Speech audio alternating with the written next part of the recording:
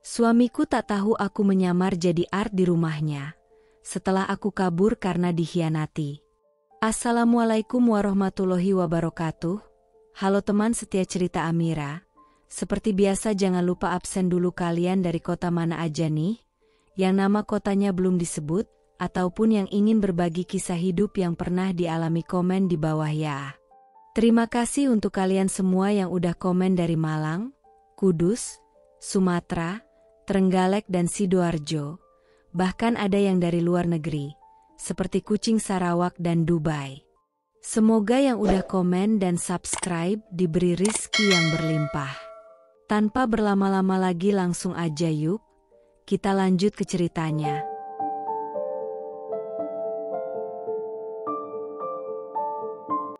Namaku Anjani. Aku pernah hidup bahagia bersama suamiku, Gilang, pria tampan dan mapan. Tapi semua berubah setelah ia bertemu Meta, wanita yang pura-pura manis namun berhati ular. Mereka berselingkuh di belakangku, dan saat aku tahu, semuanya terlambat. Aku tak hanya dikhianati, tapi juga hampir dibunuh. Tapi Tuhan masih menyayangiku. Aku selamat. Dan kini aku kembali, bukan sebagai istri, melainkan Art di rumah mereka.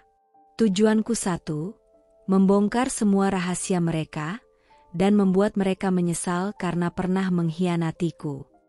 Hujan baru saja reda ketika tubuh Anjani ditemukan di tepian tebing yang terjal oleh sepasang lansia yang tengah mencari rumput liar untuk ternak mereka.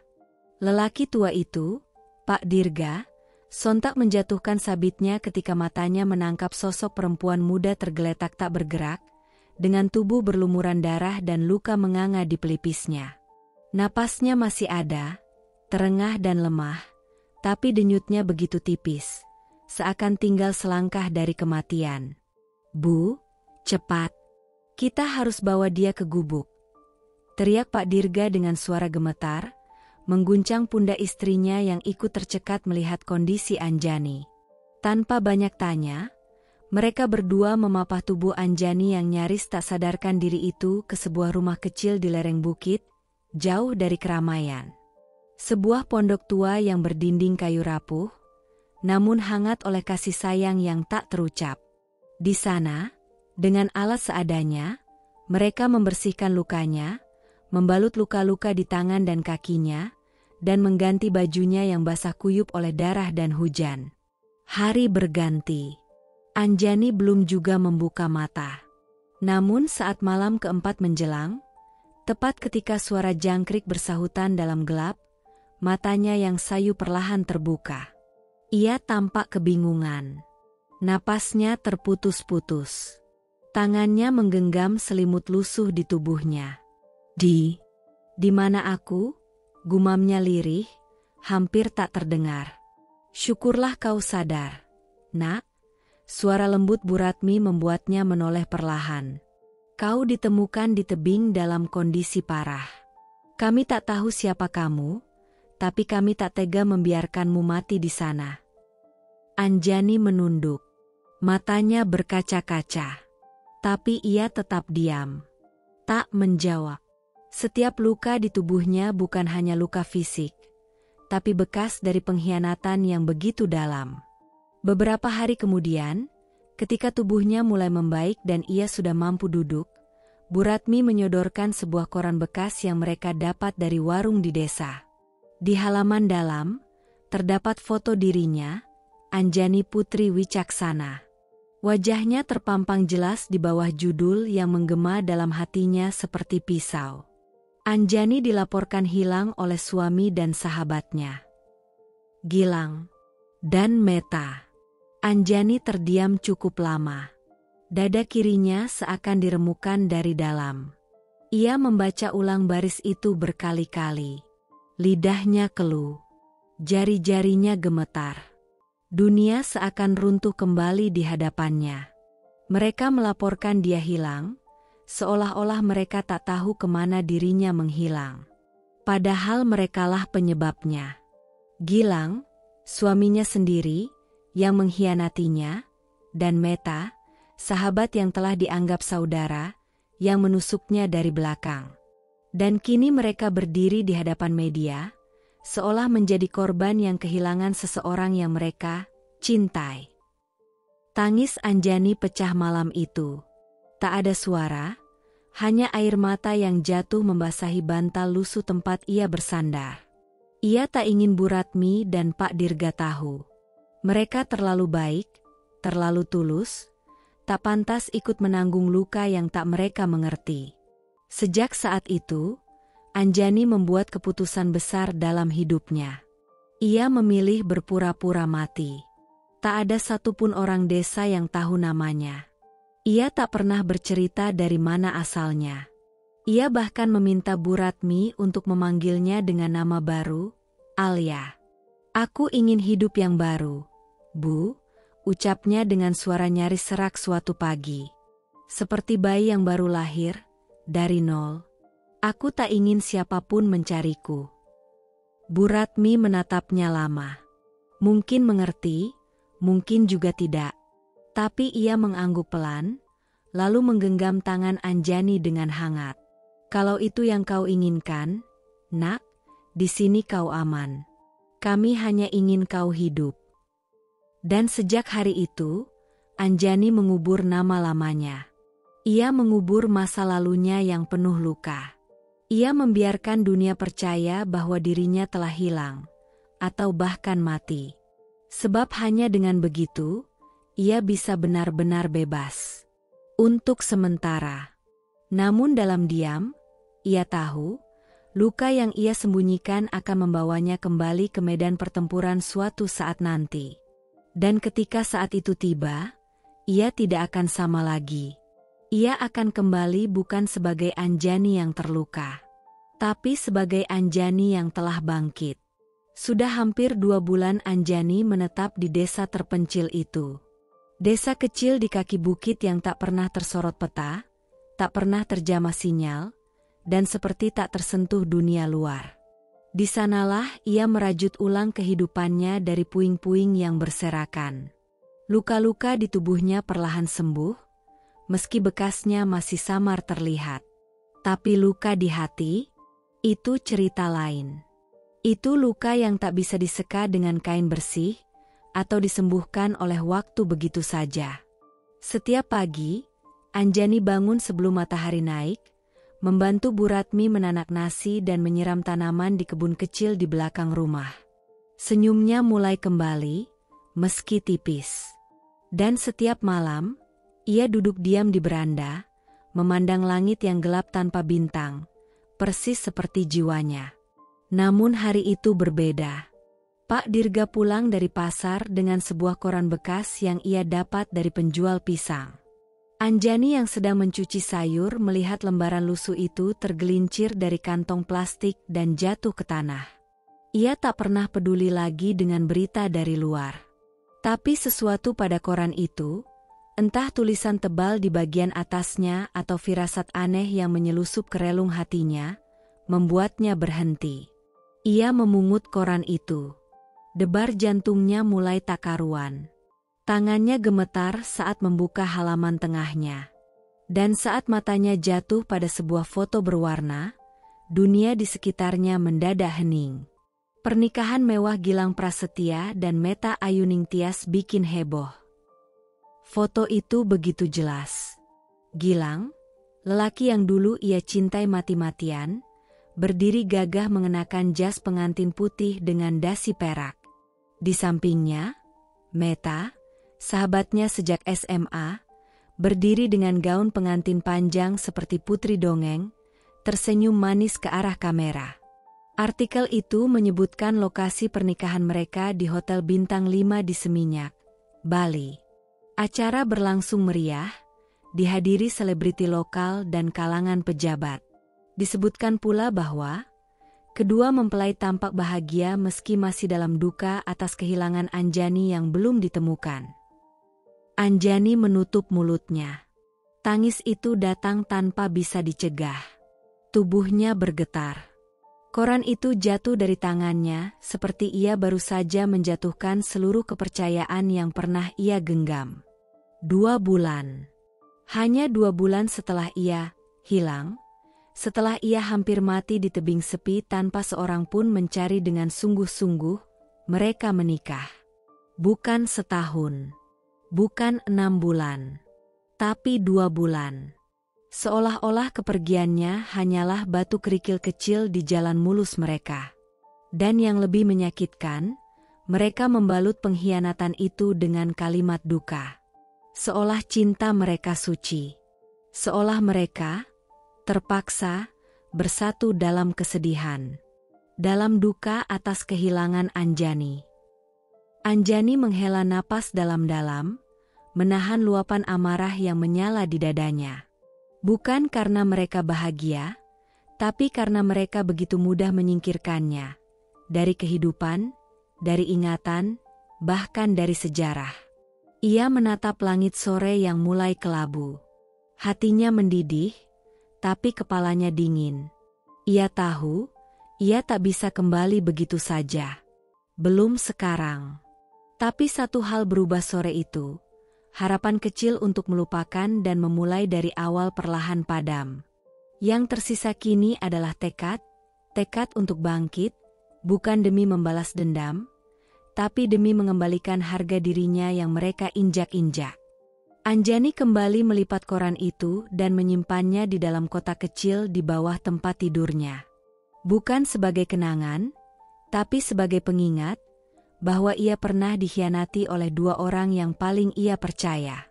Dan saat waktunya tiba, mereka akan melihat bahwa perempuan yang mereka kubur dalam kepalsuan tak pernah benar-benar mati. Ia hidup. Dan kelak, mereka akan menyesali karena telah membiarkannya hidup. Pagi itu, matahari baru saja muncul di ufuk timur, menyibak kabut tipis yang menggantung di langit desa. Angin semilir membawa aroma tanah basah, tapi hati Anjani justru terasa panas dan bergejolak. Hari ini adalah hari yang sudah lama ia rancang dengan hati-hati. Hari yang akan menjadi awal dari langkah paling berani sekaligus paling berbahaya dalam hidupnya. Ia berdiri di depan cermin kecil yang menggantung di dinding papan kayu rumah Pak Dirga dan Bu Ratmi, pasangan lansia yang menyelamatkannya dari kematian 2 bulan lalu. Refleksi dirinya di cermin tampak begitu asing. Rambut panjangnya yang dulu adalah mahkota kebanggaannya, kini telah ia potong sebahu dan ia warnai kecoklatan agar terlihat berbeda. Wajahnya ia poles dengan bedak tipis, alisnya dibentuk lebih tebal, dan matanya yang dulu penuh cahaya kini tampak lebih sayu, dengan kesengajaan. Tak ada lagi Anjani di sana. Kini, yang berdiri di hadapan cermin itu adalah Sari. Ia mengambil napas panjang, mencoba menenangkan detak jantung yang berdentum di dada. Bibirnya bergetar saat ia membisikkan kalimat yang kini menjadi mantranya. Aku bukan Anjani. Aku Sari. Aku hanya seorang perempuan biasa yang sedang mencari pekerjaan. Aku bukan siapa-siapa. Namun kenyataannya, di balik wajah dan nama barunya, Sari menyimpan luka dan dendam yang dalam. Ia tidak datang untuk menghancurkan. Tidak. Tapi ia datang untuk menyaksikan, untuk memahami, dan jika Tuhan mengizinkan, untuk membuat mereka merasakan sedikit saja rasa sakit yang dulu pernah ia tanggung sendirian. Mobil tumpangan online yang ia pesan berhenti tepat di depan pagar rumah besar bercat putih gading itu. Rumah itu berdiri megah di antara barisan pohon Kamboja yang kini berbunga. Tapi bagi Anjani, rumah itu lebih mirip monumen pengkhianatan daripada istana impian. Ia mengenal setiap lekuk dinding rumah itu. Dulu, rumah ini adalah hasil dari impian yang ia dan Gilang bangun bersama dari nol. Dulu, rumah ini adalah tempat mereka berdua saling bersumpah untuk sehidup semati. Dulu, kini rumah itu milik Gilang dan Meta. Tangan Anjani mengepal di balik tas kain lusuh yang ia bawa. Tapi wajahnya tetap tenang. Ia menekan bel pagar. Tak lama kemudian, pintu terbuka, dan disitulah Meta berdiri. Wanita itu tampak memukau seperti biasa, mengenakan daster sutra dengan rambut yang digelung rapi. Riasan wajahnya tipis tapi sempurna. Senyum ramah menghias wajahnya, senyum yang pernah terasa seperti rumah bagi Anjani. Tapi kini, senyum itu bagai belati yang menyamar. "Selamat pagi, Mbak Sari, ya?" tanya Meta dengan nada sopan, sama sekali tak menyadari siapa yang berdiri di hadapannya. Anjani, atau kini Sari, mengangguk pelan.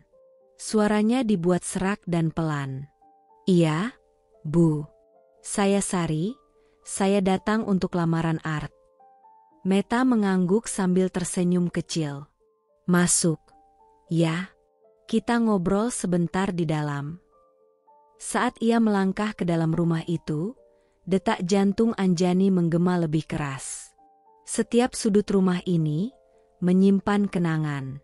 Tangga kayu itu, dulu ia yang memilihkan desainnya. Sofa abu-abu di ruang tamu, dulu ia yang menawar harga saat membelinya dari pameran interior. Bahkan karpet di bawah meja kopi itu, ia yang memilih warnanya. Namun kini, semuanya milik orang lain. Orang yang merenggut hidupnya. Meta mempersilakan Anjani duduk, lalu bertanya dengan nada ramah, "Mbak Sari asli mana?" "Dari Jember, Bu. Saya tinggal sendiri. Nggak ada keluarga."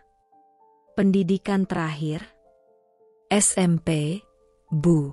Dulu kerja di rumah makan, bantu cuci piring dan bersih-bersih." Meta mengangguk-angguk pelan.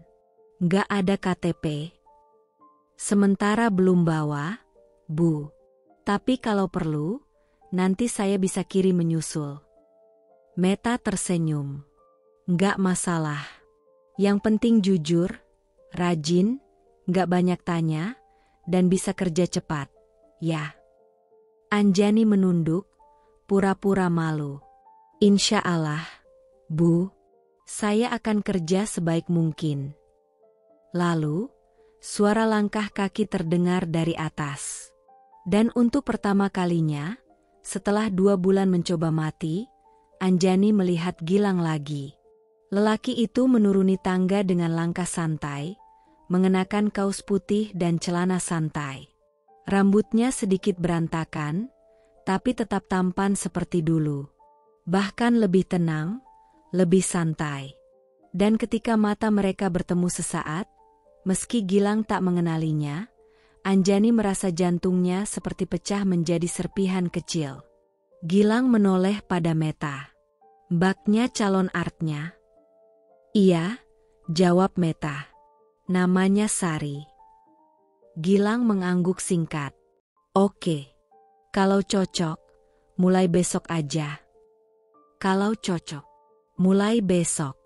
Begitu mudahnya ia diizinkan masuk rumah yang pernah menjadi tempat ia berjuang, mencintai, dan dihancurkan. Ketika Anjani pamit pulang untuk bersiap bekerja esok hari, Meta sempat berkata dengan santai sambil tersenyum, "Terima kasih sudah datang, Mbak Sari. Kita harap cocok. Ya, rumah ini butuh orang yang bisa kami percaya." Dan di sanalah Anjani mengucapkan kata-kata yang ia sendiri tahu menyimpan lapisan makna yang hanya Tuhan dan hatinya yang tahu. "Saya akan berusaha menjadi orang yang paling bisa dipercaya di rumah ini, Bu. Saya janji. Saya tidak akan mengecewakan siapapun." Lalu ia melangkah keluar, dengan wajah menunduk dan hati yang mendidih diam-diam. Karena kini, Sari resmi masuk ke dalam kehidupan mereka, bukan sebagai hantu, tapi sebagai saksi bisu atas semua kepalsuan yang mereka rawat bersama. Dan kelak, kebenaran akan berbicara. Bukan dengan amarah, tapi dengan kehadiran yang tak bisa mereka tolak. Hari-hari berlalu dalam keheningan yang mencekam di hati Anjani. Ia kini resmi tinggal dan bekerja sebagai asisten rumah tangga di rumah yang dulu ia bangun bersama Gilang, rumah yang dulunya menjadi istana impiannya. Namun kini berubah menjadi arena sunyi tempat ia menyembunyikan luka dan mengubur identitasnya sendiri. Setiap sudut rumah itu menyimpan kenangan. Setiap langkah kaki yang ia jejakkan di lantai marmer itu, menggoreskan kembali luka lama yang nyaris mengering. Tapi ia tidak bisa menjerit, tidak boleh menangis, tidak boleh goyah. Karena kini, ia adalah Sari, bukan lagi Anjani, dan Sari hanyalah seorang pembantu. Tidak berhak marah, tidak boleh membantah. Terutama ketika Meta mulai menunjukkan wajah aslinya. Meta, yang dulu menyebut dirinya sahabat sejati, kini memperlakukan Sari seperti pelayan kelas 2. Meta yang dulu menangis bersamanya saat hati Anjani patah karena Gilang, kini tak segan membentak dan memerintahnya layaknya budak. Pagi itu, matahari belum sepenuhnya naik ketika suara teriakan Meta memecah kesunyian rumah. "Sari, di mana kamu? Sudah jam 7, kenapa ruang makan masih kotor begini?" Anjani bergegas keluar dari dapur dengan langkah cepat. Ia menunduk dalam-dalam, menahan gemetar di dadanya. "Maaf, Bu. Saya tadi lagi bersihkan kamar mandi." Meta mendengus kasar. Alasan terus. "Besok-besok jam 6 meja ini harus sudah kinclong. Paham?" "Iya, Bu. Saya akan lebih cepat." Meta tidak menjawab. Ia hanya menatap tajam, lalu membalikkan badan dan melangkah naik ke lantai 2. Anjani berdiri diam selama beberapa detik. Bukan karena takut, tapi karena di balik amarah yang ditahan, dadanya terasa sesak. Karena ia tahu, Meta sengaja memperlakukannya seperti itu. Seperti sedang melampiaskan sesuatu. Seolah merasa berkuasa. Dan Anjani tahu benar, itulah wajah Meta yang selama ini tersembunyi di balik senyum manisnya. Tapi yang paling menyakitkan bukan bentakan itu. Yang paling menyayat adalah perintah Meta hari itu. Siang menjelang. Rumah sepi. Gilang pergi ke kantor. Meta sedang di kamar, sedang sibuk berdandan di depan cermin. Tiba-tiba ia memanggil Anjani dari atas. "Sari, cepat naik ke atas. Kamar ini berantakan banget, kamu bersihkan sekarang." Anjani menaiki anak tangga perlahan. Tapi jantungnya langsung terhenti ketika melihat Meta berdiri di depan kamar itu. Kamar yang dulu menjadi tempat ia dan Gilang melewati malam-malam panjang. Tempat ia tertawa, menangis, bahkan berdoa untuk rumah tangganya yang kala itu mulai goyah. Meta menoleh ke arahnya dan menunjuk ke dalam kamar. "Bersihkan semuanya. Kasur, lemari, lantai. Jangan tinggalkan satu debu pun. Saya mau tempat ini steril." Anjani berdiri terpaku. Kakinya seperti membeku di anak tangga terakhir.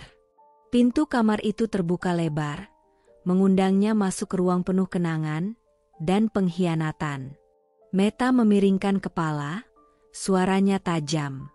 "Kenapa? Kamu tuli? Saya suruh bersihin, ya kerjain." "Iya, Bu," jawab Anjani akhirnya. Suaranya bergetar pelan, namun cukup tegas untuk membuat dirinya tetap berdiri. Ia masuk ke kamar itu dengan napas tercekat. Wangi parfum yang dulu selalu menempel di baju Gilang masih sama. Selimut abu-abu yang dulu ia pilih di toko bersama Gilang masih terlipat rapi. Bahkan foto pernikahan mereka, yang kini digantikan oleh foto baru Gilang dan Meta, terpajang di tempat yang sama. Semua masih di sana, tapi bukan miliknya lagi. Tangannya mulai bekerja. Ia mengganti spray, menyapu lantai, menyeka debu di meja rias yang dulunya adalah miliknya.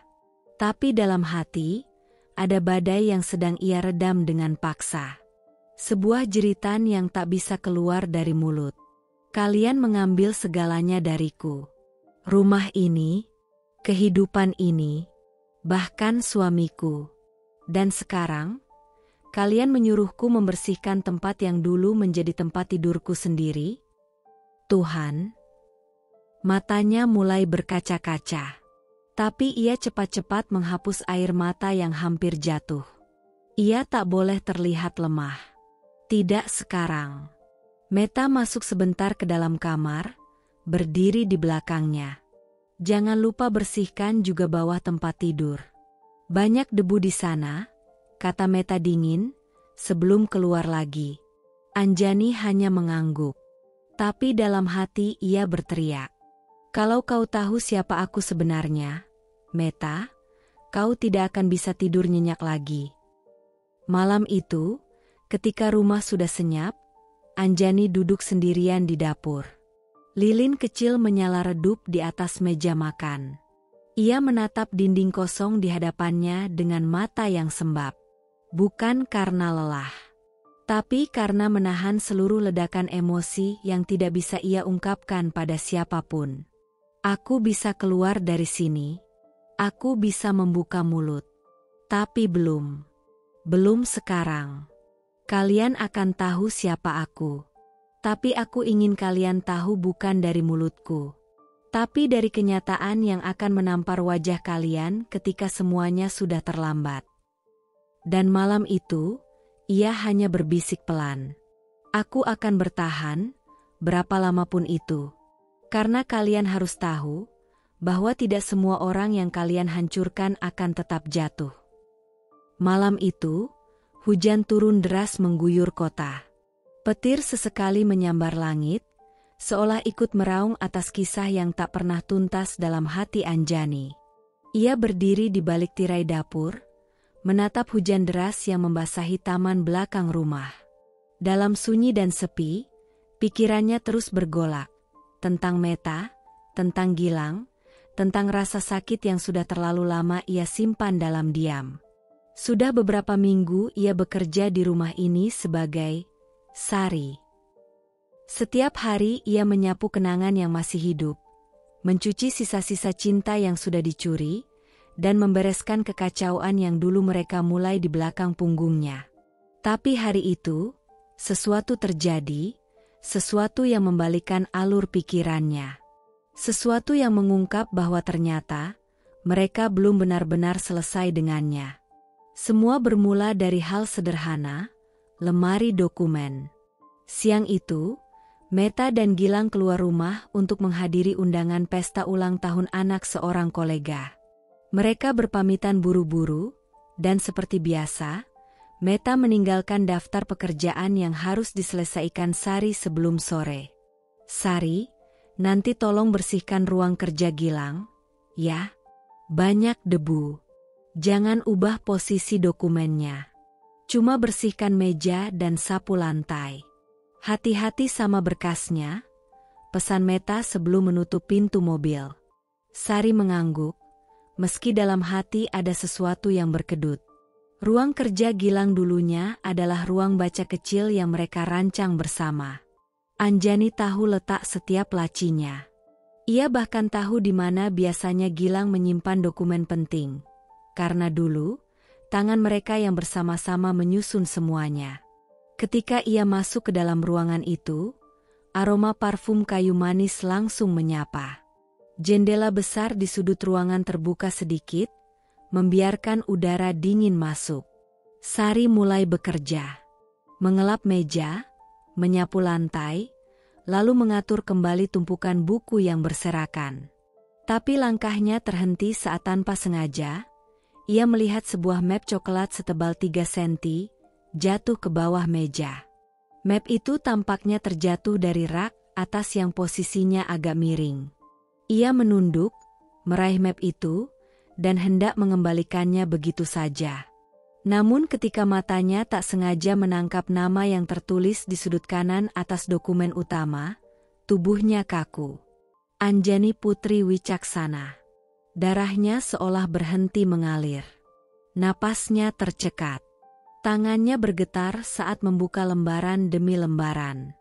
Di dalam map itu, terdapat dokumen resmi, kontrak jual beli tanah atas namanya sendiri.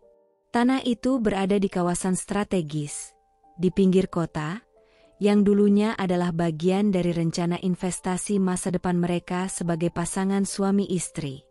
Ia dan Gilang membeli tanah itu atas nama Anjani, karena saat itu status legalitas Gilang belum lengkap sebagai pemilik perusahaan. Dan yang mengejutkan, dokumen itu belum pernah dialihkan. Masih atas namanya. Masih sah. Namun yang membuat perut Anjani terasa mual adalah lembar tambahan di belakang map itu. Salinan pengajuan balik nama yang sudah diisi atas nama Gilang dan Meta. Mereka mencoba mengambilnya. Diam-diam. Mereka pikir aku sudah mati. Mereka pikir aku takkan pernah kembali menuntut apa yang sah menjadi milikku. Anjani terduduk di lantai, matanya memerah. Jantungnya berdegup keras. Bukan hanya karena marah, tapi karena ngeri. Selama ini ia pikir mereka hanya menghancurkan hatinya. Tapi kenyataannya, mereka masih terus mencuri.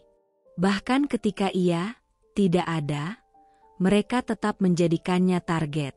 Sebuah entitas yang harus dihapus secara hukum dan manusiawi. Mereka belum selesai membunuhku, bisiknya lirih. Malam itu, saat hujan turun deras dan suara petir menyambar langit, Anjani duduk sendiri di sudut kamarnya yang sempit. Di hadapannya, map coklat itu terbuka. Ia menyalin sebagian informasi ke dalam buku kecil miliknya, tanggal transaksi, nomor sertifikat, bahkan nama notaris. Ia tahu ini bisa jadi bukti. Bukti bahwa ia masih hidup. Bukti bahwa mereka belum selesai bermain kotor.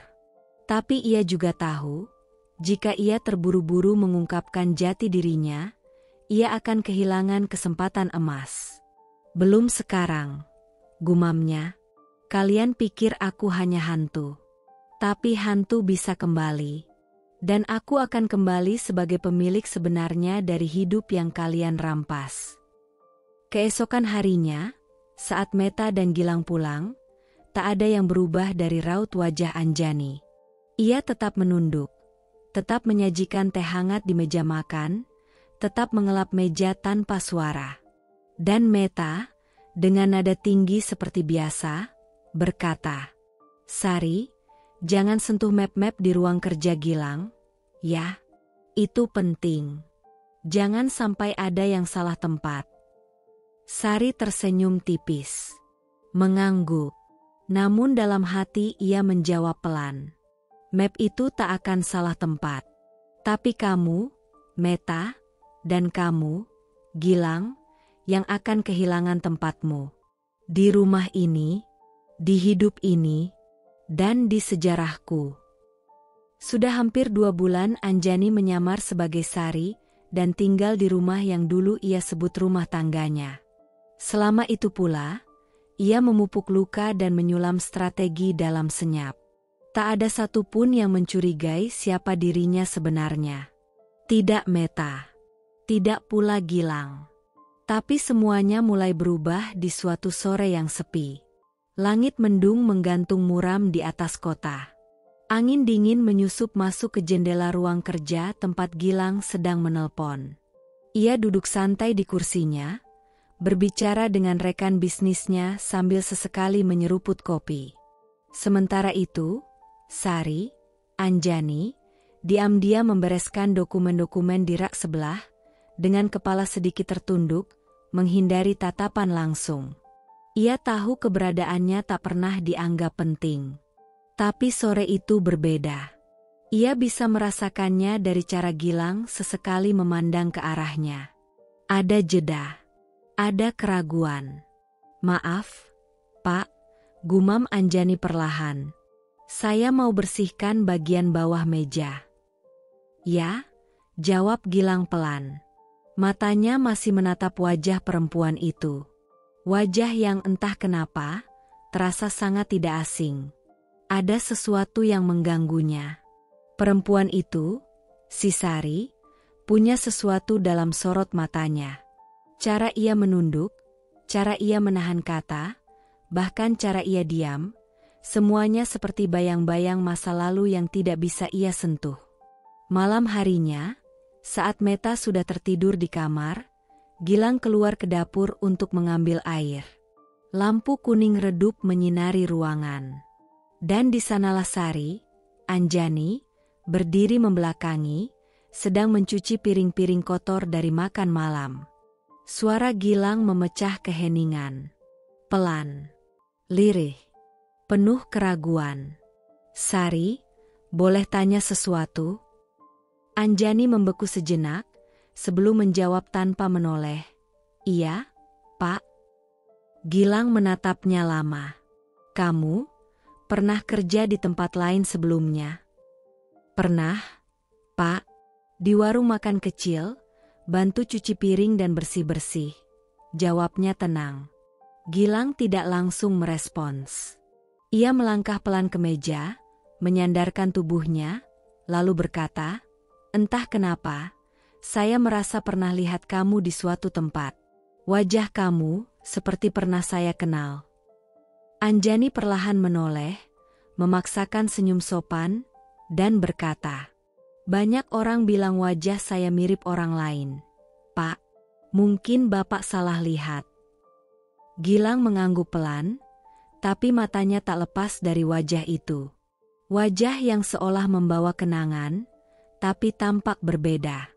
Apa yang Gilang tak tahu adalah, Anjani memang bukan Anjani yang dulu.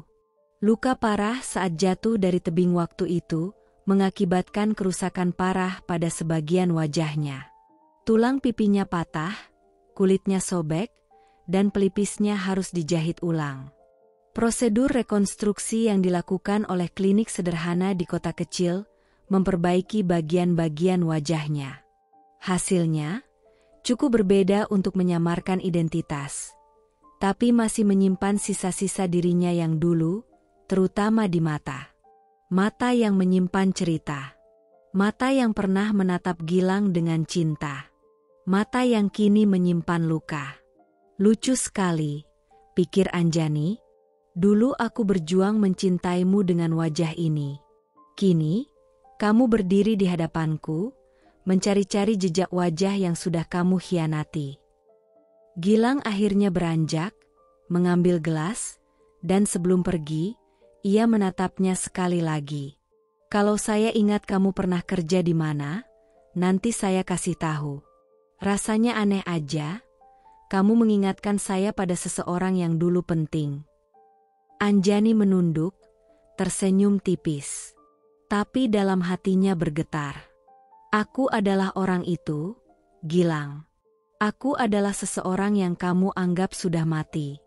Yang kamu kubur dengan kebohongan dan kepura-puraan. Dan kini aku kembali, bukan dengan wajah lama, tapi dengan jiwa yang baru." Malam itu, ia menatap dirinya di cermin kecil di kamarnya yang sempit. Bekas luka di bawah rahang kiri masih terlihat samar. Itu adalah saksi bisu bahwa hidupnya pernah nyaris direnggut paksa. Ia menyentuh wajahnya perlahan. "Wajah ini bukan lagi milik perempuan yang lemah," bisiknya. "Wajah ini milik seorang perempuan yang akan mengambil kembali hidupnya. Tanpa suara, tanpa tangis, tanpa ancaman. Hanya dengan kebenaran dan waktu." Karena ia tahu, wajah memang bisa berubah. Tapi kebenaran akan selalu menemukan jalannya kembali. Malam-malam berlalu dengan keheningan yang semakin mencekam bagi Anjani. Sejak menemukan dokumen tanah atas namanya, hatinya tak pernah benar-benar tenang. Ia tidur dengan mata setengah terjaga, dan bangun dengan dada sesak oleh dendam yang belum selesai. Tapi semakin lama ia berada di rumah itu, semakin jelas pula bahwa ada sesuatu yang jauh lebih busuk daripada yang ia bayangkan. Rasa penasaran Anjani berubah menjadi kewaspadaan yang tajam. Rumah itu, yang dulu penuh tawa dan impian, kini seperti sarang ular, penuh bisikan dan tipu daya. Dan ia, sang pembantu, adalah satu-satunya saksi yang melihat semuanya dari bawah meja makan dan balik pintu kamar. Sampai suatu hari, ia menemukan celah yang bisa membongkar semua topeng. Siang itu, saat membersihkan kamar kerja Gilang, Anjani menemukan benda kecil yang terselip di antara laci dan tumpukan charger, voice recorder mini. Ia mengenalnya. Itu adalah milik Gilang sendiri. Dulu Gilang sering merekam percakapan atau memo kerja menggunakan alat itu. Tapi alat itu sudah rusak, kata Gilang, atau setidaknya dulu. Anjani menyalakannya. Dan ternyata, alat itu masih berfungsi. Suaranya jernih. Dan saat itu pula, sebuah rencana gila melintas di pikirannya. Ia bisa menyadap percakapan Meta dan Gilang. Ia bisa mendengar yang tidak pernah mereka katakan di depan orang lain. Ia bisa mengupas wajah asli mereka dari suara. Malam harinya, ia menyelinap ke ruang keluarga. Ia tahu, Gilang dan Meta sering berbicara berdua di sana selepas makan malam. Kadang sambil minum wine, kadang sambil menonton berita. Ia menyelipkan alat perekam kecil itu di balik vas bunga di rak dinding. Tak terlihat, tapi cukup dekat untuk menangkap suara mereka. Dan ketika pagi datang, dunia Anjani runtuh kembali. Untuk kesekian kalinya. Ia memutar hasil rekaman dengan hati berdebar. Suara gelas beradu terdengar. Tawa kecil Meta. Lalu suara Gilang. Gilang, aku udah tanya notaris, tapi proses balik nama tanah itu tetap butuh tanda tangan Anjani, kalau dia masih hidup. Meta, dengan nada sinis, ya makanya kita harus pastikan dia benar-benar udah gak ada. Kamu tahu kan, tanah itu besar. Warisan dari papamu juga belum turun semua. Kalau kamu gak ambil alih sekarang, semua bisa jatuh ke orang lain. Gilang, kamu tahu aku juga pengen cepet beresin semua. Tapi, Meta, tapi kamu terlalu lugu, Lang, terlalu percaya. Sama semua orang. Bahkan ke partner bisnis kamu sendiri. Lihat deh, Rio aja lebih agresif. Dia tahu cara ngurusin harta dan orang-orang di sekitarnya. Gilang, kenapa kamu bawa-bawa Rio? Meta, suara tertawa kecil, menggoda. Oh, kamu cemburu ya? Ya jangan gitu dong, kita ini pasangan. Kita harus saling bantu. Kalau aku dan Rio dekat, itu demi kamu juga. Gilang, aku tahu kamu ada sesuatu sama dia.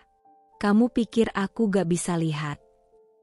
Meta, dingin, kalau aku memang ada hubungan sama Rio, terus kenapa? Kamu pikir aku cinta sama kamu?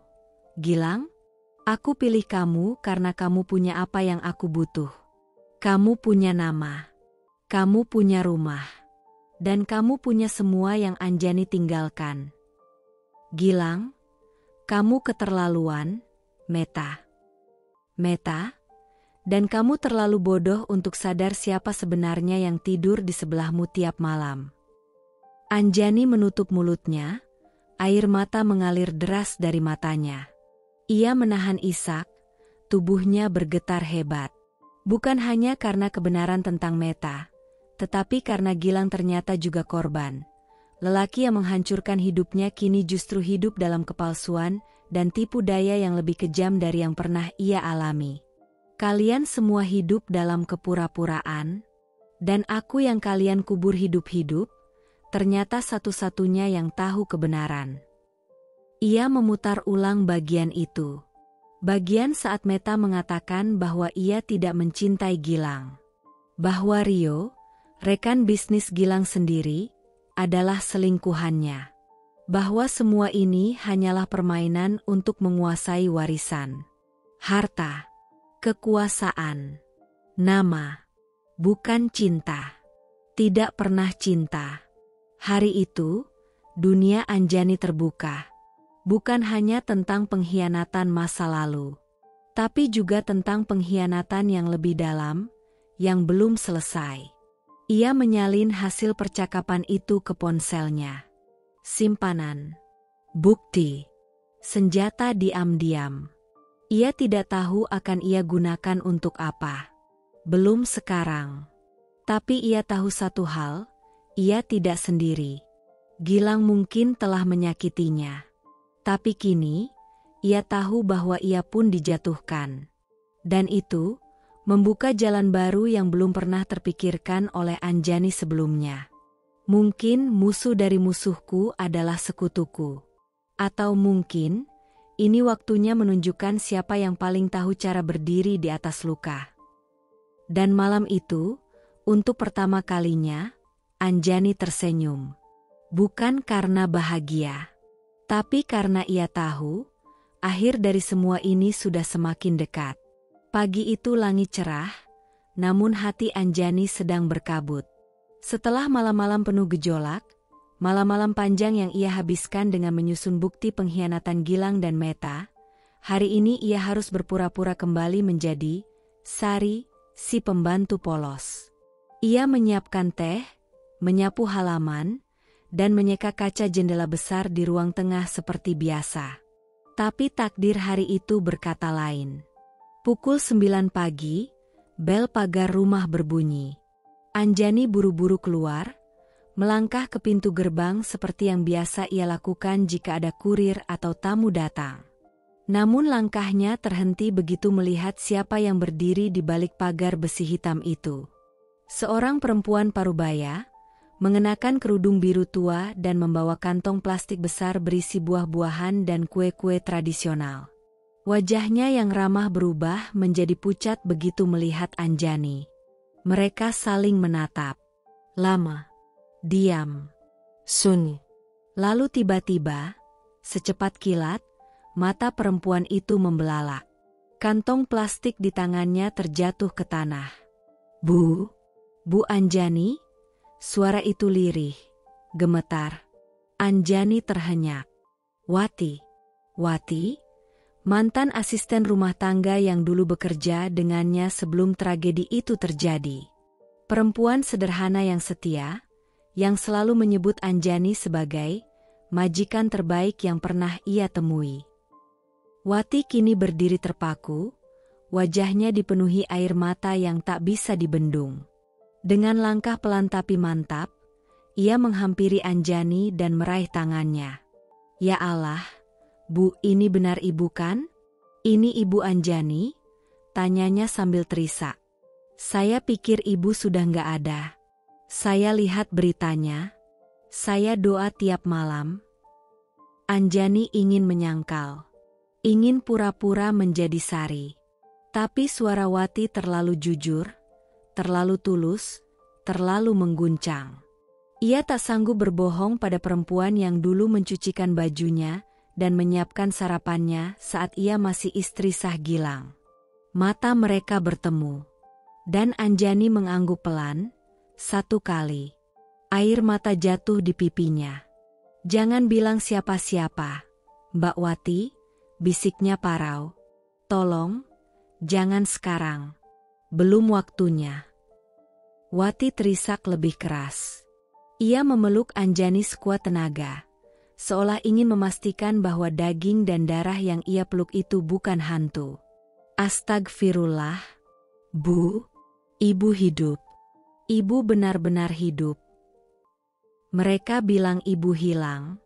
Gilang dan Bu Meta bilang ibu kabur. Tapi saya tahu ibu nggak mungkin pergi gitu aja. Anjani menggigit bibirnya, menahan jerit yang hampir keluar dari tenggorokannya. Mereka menjebak aku, Mbak. Mereka lempar aku ke tebing. Mereka pikir aku mati. Tapi Tuhan belum selesai denganku. Wati menatapnya, napasnya tersengal, lalu mengangguk dengan penuh keyakinan. Apa yang ibu butuh dari saya? Saya bantu, Bu. Demi Allah, saya bantu. Saya lihat sendiri semuanya dulu. Saya tahu ibu nggak pernah jahat sama siapapun. Saya tahu betapa ibu cinta sama Mas Gilang, sama rumah ini. Tapi mereka... Ia mengepalkan tangannya. Mereka penghancur. Mereka pendusta. Dan saya akan bantu ibu buktikan semua itu. Anjani menggenggam tangan Wati dengan kuat. Napasnya mulai teratur, meski dadanya masih penuh badai. Aku belum tahu caranya. Tapi aku yakin, Tuhan kasih kamu datang hari ini bukan cuma kebetulan. Kita akan buka semuanya, Mbak Wati. Tapi diam dulu. Kita mainkan permainan ini, sampai mereka sendiri yang tersungkur. Wati mengangguk. Matanya memancarkan semangat yang tak kalah membara. Saya janji, Bu. Mulai hari ini, saya ikut di belakang Ibu. Sekalipun saya harus kerja diam-diam, sekalipun saya harus jadi pelayan lagi, saya akan lakukan apa saja buat bantu Ibu berdiri lagi. Hari itu, Anjani merasa hatinya berdetak sedikit lebih kuat. Untuk pertama kalinya sejak kembali ke rumah ini, ia tidak merasa sendiri. Ia tidak lagi berjuang di lorong sunyi yang tak berdinding. Kini, ia punya seseorang yang percaya padanya, yang tahu siapa dirinya sebenarnya, yang tidak lupa. Karena saksi yang tak lenyap adalah kunci yang bisa membuka semua pintu kebohongan. Malam itu, langit kota penuh mendung pekat, seolah langit pun sedang menyimpan rahasia besar yang sebentar lagi akan jatuh menghantam bumi. Angin malam menampar pelan jendela dapur tempat Anjani berdiri, memandangi rumah itu dari sudut yang tak pernah diperhitungkan siapapun. Sudah beberapa hari berlalu sejak pertemuannya dengan Wati, dan sejak saat itu, semangat Anjani mulai bangkit.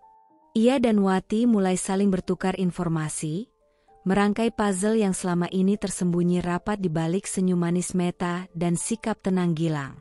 Namun malam ini, Anjani menemukan sesuatu yang tak pernah ia bayangkan sebelumnya. Sesuatu yang membuat seluruh dunia seolah runtuh dan berdarah lagi. Semua bermula dari kejadian kecil yang tak disengaja. Meta sedang kalang kabut karena file penting klien hilang dari flash disknya. Ia menuduh Art sebelumnya menghapusnya, dan kini menyuruh Sari, Anjani, mencari cadangan datanya di laptop lama yang ada di gudang. Cek semua folder di laptop itu.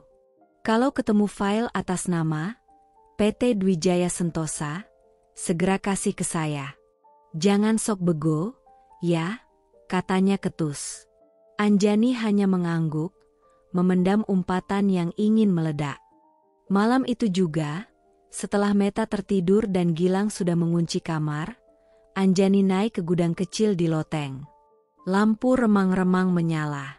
Di pojok ruangan, laptop lama yang dimaksud sudah berdebu, tapi masih bisa dinyalakan. Ia menyalakannya perlahan. Mata lelahnya mulai menyisir folder demi folder. Namun di tengah pencarian itu, ia melihat folder bertuliskan Holiday, Batu Malang, Final. Tangannya berhenti. Hatinya langsung melonjak tak karuan. Batu Malang. Itu adalah tempat terakhir mereka liburan, sebelum ia menghilang. Tempat ia ditemukan di dasar tebing dalam kondisi tak sadarkan diri dan bersimbah darah. Tempat di mana katanya ia terpeleset dan jatuh sendiri. Dengan tangan bergetar, ia membuka folder itu. Terdapat beberapa video rekaman pendek, tampak diambil dari drone dan CCTV hotel tempat mereka menginap. Video pertama memperlihatkan mereka bertiga, Anjani, Gilang, dan Meta, berfoto di pinggir tebing sambil tertawa. Video berikutnya memperlihatkan suasana kamar hotel. Namun yang membuat jantung Anjani serasa berhenti adalah file terakhir, Fit 0927 Final MP4. Video berdurasi 2 menit 39 detik itu menampilkan rekaman dari kamera pengawas tepi tebing. Sudutnya tak terlalu jelas, tapi cukup merekam seluruh kejadian. Dan di sanalah semuanya terungkap. Detik pertama, Anjani berdiri di pinggir tebing, tersenyum, membetulkan rambutnya yang tertiup angin. Gilang berdiri di belakangnya, memegang bahunya. Meta tampak berjalan ke samping, seolah memotret. Detik ke-21, Meta menghampiri Gilang dan memeluk lengannya. Detik 35, Gilang menoleh ke Meta. Mereka bertukar pandang, senyum tipis. Senyum yang bukan lagi senyum sahabat atau pasangan, tapi konspirasi. Detik 40, Gilang mendekat. Meta ikut melangkah ke belakang Anjani. Detik 45, mereka berbicara, tanpa suara. Lalu, detik ke-49, Meta mendorong bahu kiri Anjani. Gilang mendorong punggungnya. Dan detik ke-51, Anjani terjatuh. Tubuhnya melayang di udara, lalu menghilang dari pandangan kamera.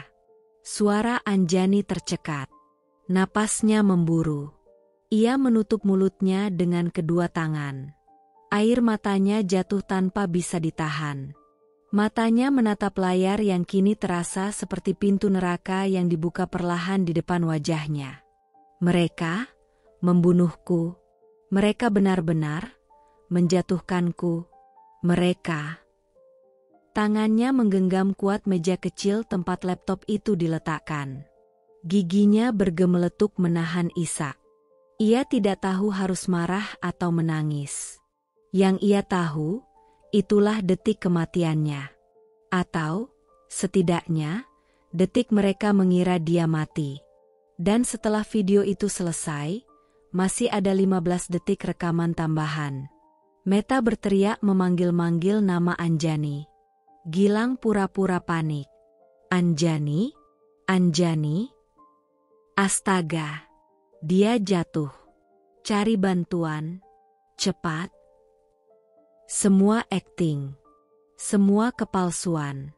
Aku hidup. Tapi kalian membunuhku. Kalian berdua mendorongku ke jurang, lalu berdiri menangis palsu di atas tubuhku yang remuk. Anjani memeluk dirinya sendiri. Tubuhnya gemetar tak tertahankan.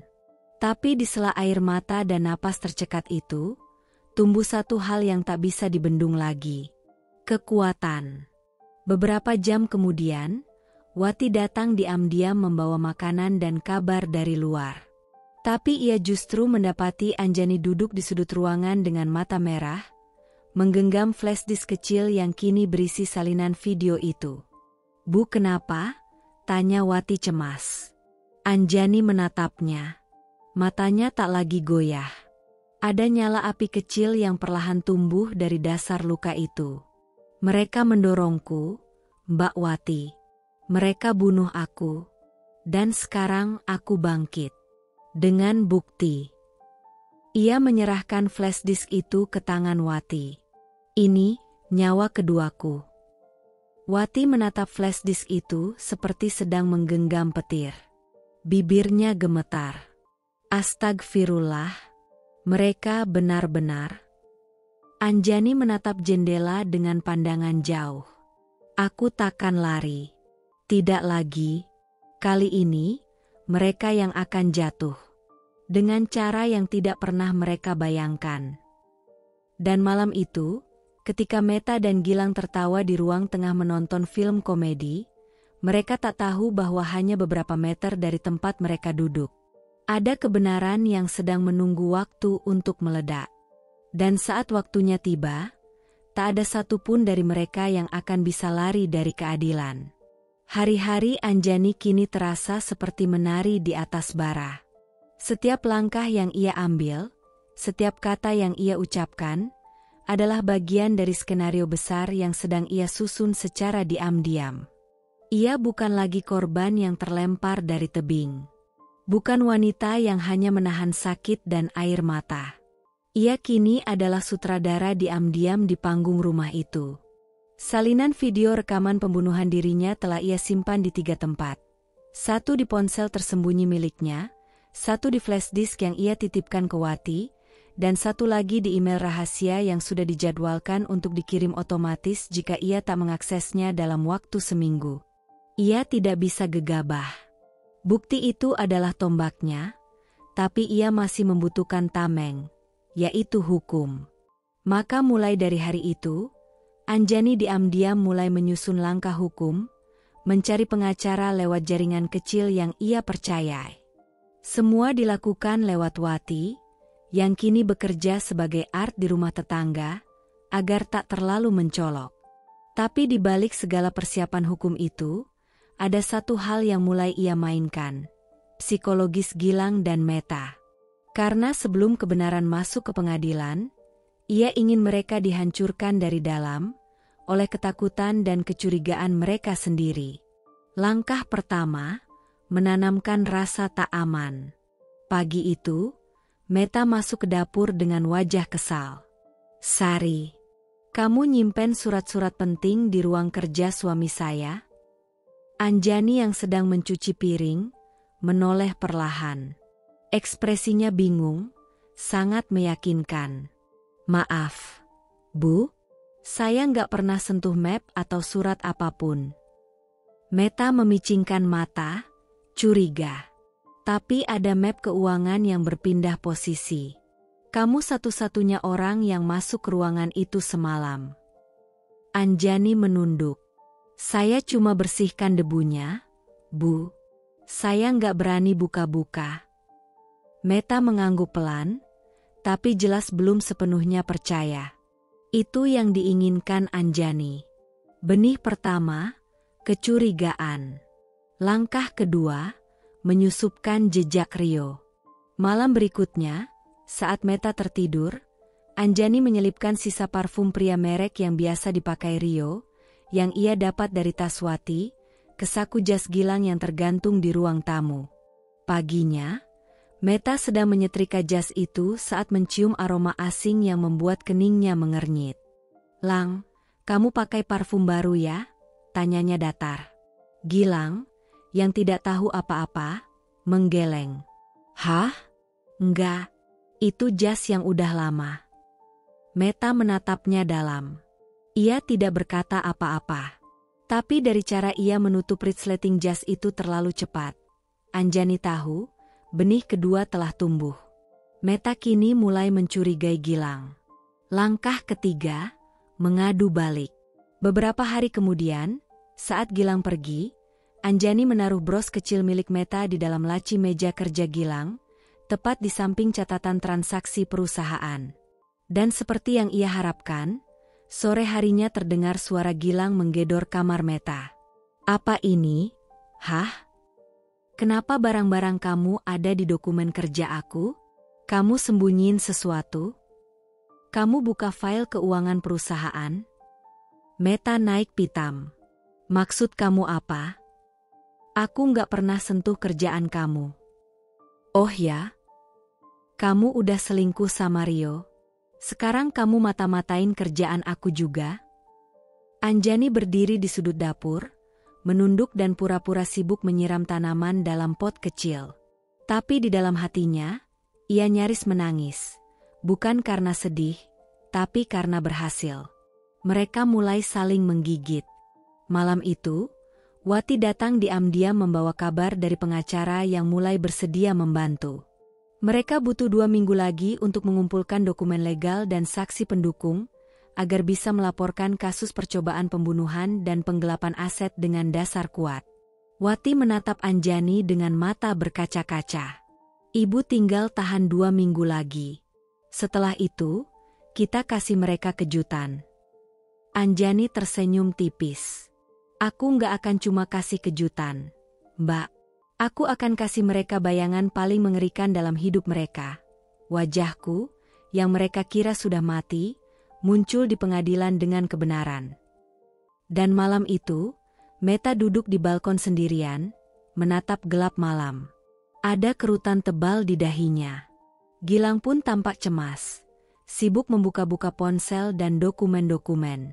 Mereka sudah tidak bicara sepenuh hati, tidak lagi menyatu. Mereka telah berubah menjadi 2 kapal yang mulai saling tabrak di lautan badai. Sementara di kamar kecilnya, Anjani duduk menatap cermin. Ia menyisir rambutnya perlahan, lalu menatap wajahnya yang kini asing bagi dunia, namun sangat akrab bagi dirinya sendiri. "Kalian pikir aku hanya hantu. Tapi aku adalah kebenaran yang kalian kira terkubur. Dan kalian akan melihat bahwa yang datang bukan hanya bayangan masa lalu, tapi amarah yang diam-diam menyusun perhitungan." Minggu pagi datang dengan hawa tenang yang menipu. Langit cerah, burung-burung bernyanyi di halaman belakang, dan aroma kopi memenuhi udara dari dapur. Rumah besar itu tampak seperti lukisan kebahagiaan keluarga yang utuh. Namun di balik senyum-senyum palsu yang dipertontonkan Gilang dan Meta di depan tetangga, ada luka dan rahasia yang mulai membusuk. Dan pagi itu, Meta meletuskan satu kabar yang, bagi dunia luar, terlihat sebagai berkat, tapi bagi Anjani, adalah bom waktu. Meta duduk di ruang tengah, memanggil Gilang dengan nada manja yang dipaksakan. "Lang, sini deh, aku mau ngomong sesuatu penting." Gilang datang dengan wajah lelah. Ia duduk tanpa banyak ekspresi. Anjani, yang sedang membersihkan vas bunga tak jauh dari sana, menajamkan pendengaran, tetap menunduk tanpa menunjukkan ketertarikan. Meta menggenggam tangan Gilang, tersenyum tipis. "Aku hamil." Seketika ruangan menjadi senyap. Bahkan jam dinding seolah berhenti berdetak. Gilang tertegun. Matanya menatap Meta, bukan dengan bahagia, tapi dengan ragu. "Kamu yakin?" Meta mengangguk penuh keyakinan. "Aku udah tes 2 kali. Positif." Gilang mencoba tersenyum, memeluk Meta seadanya. Tapi Anjani melihat jelas, tubuh Gilang kaku. Sorot matanya seperti orang yang tak percaya pada kabar bahagia itu. Dan ia tidak sendiri. Anjani pun tidak percaya. Bukan karena cemburu, bukan karena dendam, tapi karena firasatnya menjerit sejak beberapa waktu terakhir. Tentang tatapan Meta yang selalu menyembunyikan sesuatu. Tentang seringnya nama Rio, rekan bisnis Gilang, muncul dalam obrolan Meta di telepon dengan suara pelan. Beberapa hari kemudian, Meta pergi ke rumah sakit untuk kontrol kandungan. Ia pulang lebih awal dari biasanya, wajahnya terlihat gelisah. Tasnya dijinjing terburu-buru, lalu ia masuk ke kamar dan mengunci pintu. Tapi Anjani tahu, Meta meninggalkan sebuah dokumen kecil terjatuh di sofa. Sebuah hasil laboratorium dalam amplop putih polos. Ia mengambilnya diam-diam. Tak ada nama pengirim, tapi bagian atasnya tertulis, "Hasil pemeriksaan DNA fetal non-invasive." Anjani membuka pelan-pelan, jantungnya berdetak lebih cepat. Dan disitulah segalanya berubah. Tertulis jelas. Data perbandingan DNA calon ayah biologis, Gilang Prasetya, tidak cocok, 99,98% negatif. Kemungkinan ayah biologis, Rio Santosa, 99,99% positif. Tubuh Anjani gemetar. "Astaga," bisiknya lirih, matanya membelalak. Ia menatap kembali kertas itu. Berkali-kali. Seolah otaknya menolak mempercayai apa yang sudah tertulis sangat jelas. Anak itu, bukan anak Gilang. Anak itu, anak dari Rio, pria yang selama ini berbisik di telinga Meta, di belakang semua konspirasi busuk ini. Dan Meta tahu sejak awal.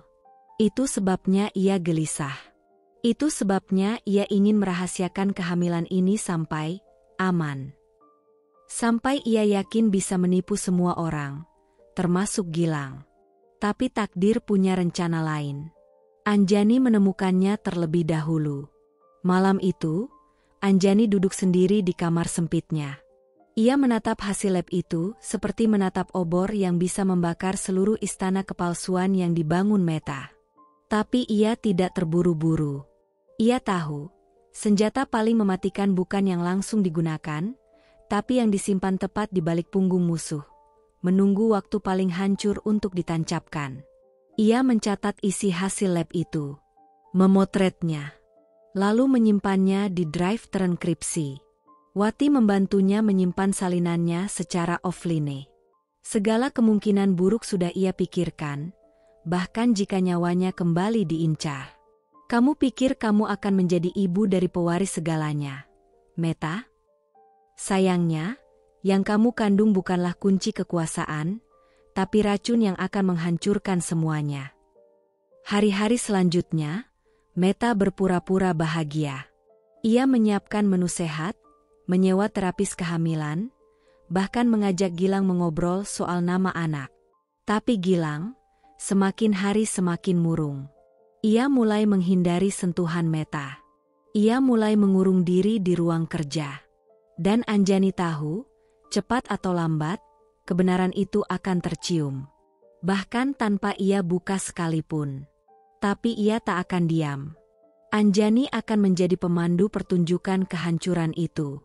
Dan ketika waktunya tiba, ia akan berdiri di tengah runtuhan dengan satu kalimat yang sudah ia simpan sejak hari pertama ia kembali.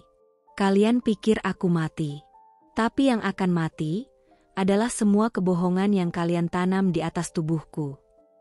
Rumah itu dipenuhi bunga-bunga segar dan cahaya lampu kristal yang berkilau, seperti istana yang sedang bersiap menyambut raja. Hari itu adalah ulang tahun Gilang yang ke-35, dan Meta menyulap rumah mereka menjadi tempat pesta mewah penuh tamu penting, kolega bisnis, mitra perusahaan, dan para sosialita ibu kota. Anjani berdiri di sudut dapur, mengenakan seragam artnya yang sederhana. Tapi hari itu, matanya menyimpan api. Tangannya tampak tenang, namun pikirannya tajam seperti mata pisau. Hari ini, aku kembalikan semuanya. Bukan dengan teriakan, tapi dengan kebenaran yang menghantam seperti petir di tengah langit cerah. Karena Anjani tahu, pesta ini bukan hanya tentang ulang tahun. Ini adalah panggung kesombongan Meta. Ini adalah saat di mana Meta memamerkan betapa sempurnanya hidupnya setelah kehilangan istri Gilang yang sah. Tapi yang Meta tak tahu, istri yang ia buang ke dasar tebing itu kini berdiri di rumahnya sendiri. Dan malam ini, ia akan mengguncang segalanya. Pukul 19, tamu-tamu mulai berdatangan. Para pria bersetelan mahal bersalaman dengan Gilang, sementara para wanita memuji penampilan Meta yang mengenakan gaun satin merah menyala. Senyum Meta tak pernah lepas malam itu. Sempurna, bukan? Katanya pada salah satu temannya sambil menatap Gilang yang sedang bicara dengan investor Jepang. Tapi jauh di balik panggung gemerlap itu, Anjani, dengan bantuan Wati dan satu kenalannya yang paham IT, telah menyelipkan USB kecil ke sistem layar proyektor rumah. Filenya, kumpulan foto yang didapat dari ponsel Rio, yang Wati salin saat bekerja membersihkan rumahnya. Foto-foto itu memperlihatkan Meta dan Rio dalam berbagai momen intim. Di kafe, di hotel, di dalam mobil. Bahkan satu foto, sangat jelas, menunjukkan Meta mencium pipi Rio sambil tersenyum lepas. Wajah bahagia yang tak pernah ia tunjukkan pada Gilang. Dan semua itu akan ditampilkan di depan semua orang. Pukul 20, acara memasuki puncak. MC mulai memanggil Gilang ke depan. Selamat ulang tahun untuk Bapak Gilang Prasetya. Semoga sukses selalu dan kebahagiaan menyertai rumah tangga beliau bersama Ibu Meta. Tepuk tangan menggema. Meta tersenyum bangga di sebelah Gilang. Kamera mulai menyorot panggung. Layar besar di belakang mereka siap memutar video ucapan dari rekan-rekan bisnis dan keluarga. Semua menatap ke layar. Dan klik. Bukan video ucapan yang muncul, tapi foto pertama. Meta dan Rio sedang makan malam berdua, tangan mereka saling menggenggam di atas meja. Apa itu? Salah satu tamu berbisik. Foto berganti. Kini mereka sedang duduk berdekatan di sebuah balkon hotel. Bukannya itu Rio? Partner bisnis Gilang? Bisik yang lain. Foto berikutnya muncul, lebih jelas. Meta memeluk Rio dari belakang. Di bawahnya tertulis tanggal dan lokasi, 3 bulan lalu, Bandung. Suara bisik-bisik mulai berubah jadi gumaman ramai. Meta yang awalnya tersenyum langsung memucat. Hentikan videonya, teriak Meta panik. Tapi layar terus bergulir. Dan akhirnya, foto paling menghancurkan muncul. Meta dan Rio di ranjang hotel, masih mengenakan pakaian, namun jelas saling bersandar dan tertawa seperti pasangan kekasih. Gilang berdiri kaku. Wajahnya kosong. Matanya tak lepas dari layar. Meta, bisiknya pelan. Apa ini? Meta mencoba menarik tangan Gilang, panik. Lang, ini semua bukan seperti yang kamu lihat. Itu sudah lama.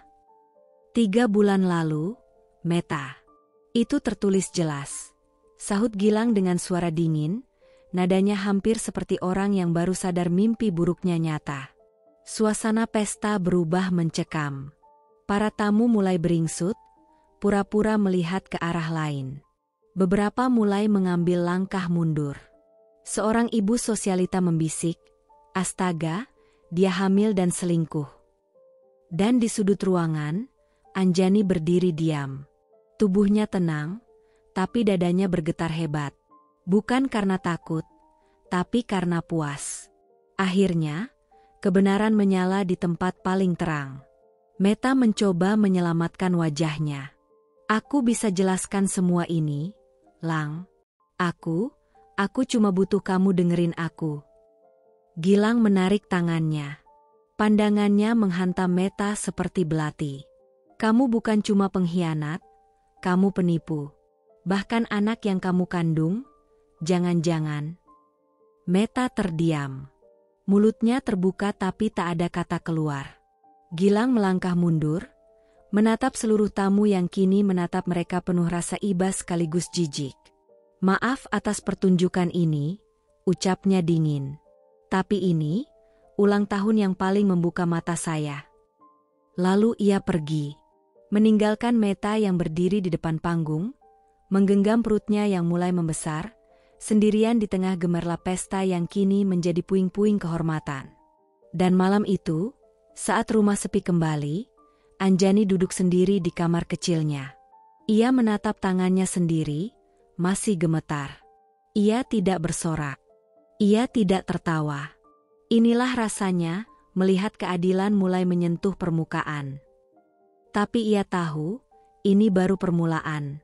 Kebenaran tentang percobaan pembunuhan masih ia simpan. Ia belum selesai. "Hari ini aku jatuhkan harga dirimu, Meta. Tapi besok, giliran nyawamu yang kau pertaruhkan di meja pengadilan." Malam turun pelan di atas rumah megah itu, tapi tidak membawa ketenangan. Justru langit seperti ikut menyimpan bara, menggantung berat di atas atap yang dulunya dibangun atas nama cinta, cinta yang kini berubah menjadi luka bernanah. Rumah itu tidak lagi bernafas. Ia menggeliat dalam bayang-bayang pertengkaran, teriakan, dan keheningan yang menggantung seperti tali jerat. Di dalam, suara langkah kaki terdengar berat dan kacau. Pintu dibuka dengan kasar, hampir seperti ditendang. Gilang pulang, lagi-lagi dalam keadaan mabuk. Wajahnya kusut, matanya merah dan basah, kancing kemejanya terbuka satu, dasinya lepas seperti tali yang nyaris menggantungkan lehernya sendiri. Meta langsung bangkit dari sofa. Tubuhnya kini membesar oleh kehamilan yang nyaris masuk bulan kelima. Tapi bukan rasa sayang yang menyambut Gilang malam itu. Yang ada hanya ketakutan dan firasat buruk. "Gilang," suara Meta gemetar. "Tolong, jangan seperti ini lagi, kamu sudah janji." Gilang berhenti di ambang ruang tamu. Ia menatap Meta dari ujung kaki hingga kepala, seolah sedang menilai seseorang yang asing. "Janji? Hah? Janji apa lagi yang harus aku tepati, Meta?" ucapnya dengan suara serak yang getir. "Sementara kamu bisa tidur dengan pria lain dan tetap nyebut namaku di depan orang banyak." Meta menarik napas dalam. "Aku udah bilang aku bisa jelaskan semuanya. Kita bisa bicarakan ini." "Bicarakan?" Gilang tertawa pahit, lalu melempar jaketnya ke lantai. "3 hari ini aku gak bisa tidur, Meta. 3 hari aku dihina, ditertawakan. Kantor sepi, saham jatuh, partner pada mundur. Kamu tahu rasanya duduk di meja rapat dan semua orang hanya memandangku dengan kasihan." Meta melangkah pelan, mendekatinya. "Aku tahu aku salah. Tapi ini bukan alasan buat kamu terus pulang dalam keadaan begini. Kamu gak bisa selamanya lari dari masalah kita dengan alkohol, Gilang." "Masalah kita?" Gilang mengangkat alisnya. "Ini bukan masalah kita, Meta. Ini masalah kamu. Kamu yang tidur sama Rio. Kamu yang bawa aib ini masuk rumah. Meta mulai menangis. Aku hamil. Kamu mau anak ini tumbuh lihat orang tuanya saling menghancurkan. Dan itu adalah kalimat yang seharusnya tak diucapkan. Karena begitu kalimat itu keluar, wajah Gilang berubah. Ia mendekat cepat, terlalu cepat. Tangannya terangkat bukan untuk menyentuh dengan cinta, tapi untuk mendorong Meta keras hingga tubuhnya jatuh ke sofa. Nafas Meta tercekat, tangan memeluk perutnya. Hati-hati bicaramu soal anak itu. Gilang membentak. Aku bahkan gak yakin bayi itu milikku. Meta menangis. Air matanya mengalir deras, tapi kali ini bukan sekadar luka. Ada ketakutan nyata. Bukan hanya karena Gilang sudah berubah jadi pria yang kasar dan tak terkendali, tapi karena, di sudut pikirannya, ia sadar, Gilang mungkin tahu. Dari balik tirai dapur, Anjani berdiri membatu. Hatinya bergemuruh. Ia ingin berlari, ingin mendorong Gilang balik, ingin memeluk Meta, bukan karena simpati, tapi karena kepuasan bahwa apa yang ditanam, akhirnya mulai tumbuh. Tapi ia tetap diam. Ia tahu ini belum klimaks. Ini baru letupan pertama dari ledakan besar yang akan datang. Dan dia, si wanita yang mereka dorong ke jurang, kini berdiri di pusat pusaran ini, sebagai penonton sekaligus penulis skenario. Malam larut. Rumah sunyi. Meta bersembunyi di kamar, mengompres pipinya yang memar, menangis dalam diam. Tapi dalam tangis itu, ada bisikan yang mulai menjerit di dalam pikirannya. Sari, art baru yang terlalu tenang, terlalu pintar, terlalu tahu banyak. Sejak kemunculannya, rumah ini perlahan berubah. Gilang mulai tak percaya. Dokumen-dokumen mulai berantakan. Rahasia-rahasia mulai terbongkar. Dan semua bencana dimulai setelah dia datang. Meta bangkit dari ranjang, tubuhnya gemetar. Ia melangkah ke cermin dan menatap wajahnya yang pucat. Lalu pelan, ia berbisik. Kau siapa sebenarnya, Sari? Dan di luar kamar, di dalam ruang kecilnya, Anjani berdiri di depan cermin yang lain. Rambutnya ia lepas. Seragam pembantunya sudah ia gantung. Yang tersisa hanya wajahnya yang asli. Wajah seorang wanita yang pernah mati di dasar tebing. Wajah yang sebentar lagi akan mereka kenali. Kau mulai mencurigai aku, Meta? Sudah waktunya. Tapi tenanglah. Aku belum akan buka topeng ini. Aku ingin kau terbakar dalam ketakutan terlebih dahulu. Pagi itu datang seperti biasa. Matahari menerobos masuk melalui kisi jendela dapur, menyentuh meja kayu tempat Anjani memotong wortel dengan irama pelan. Di rumah besar itu, rutinitas tetap berjalan, seolah tak ada badai yang sedang menghantam fondasinya. Tapi pagi ini berbeda. Langkah kaki Meta terdengar cepat dan kasar. Nafasnya berat.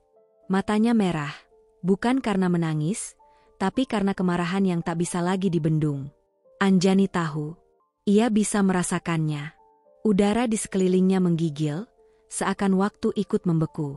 Dan sebelum ia sempat menoleh, brak, sebuah tamparan keras mendarat di pipi kirinya.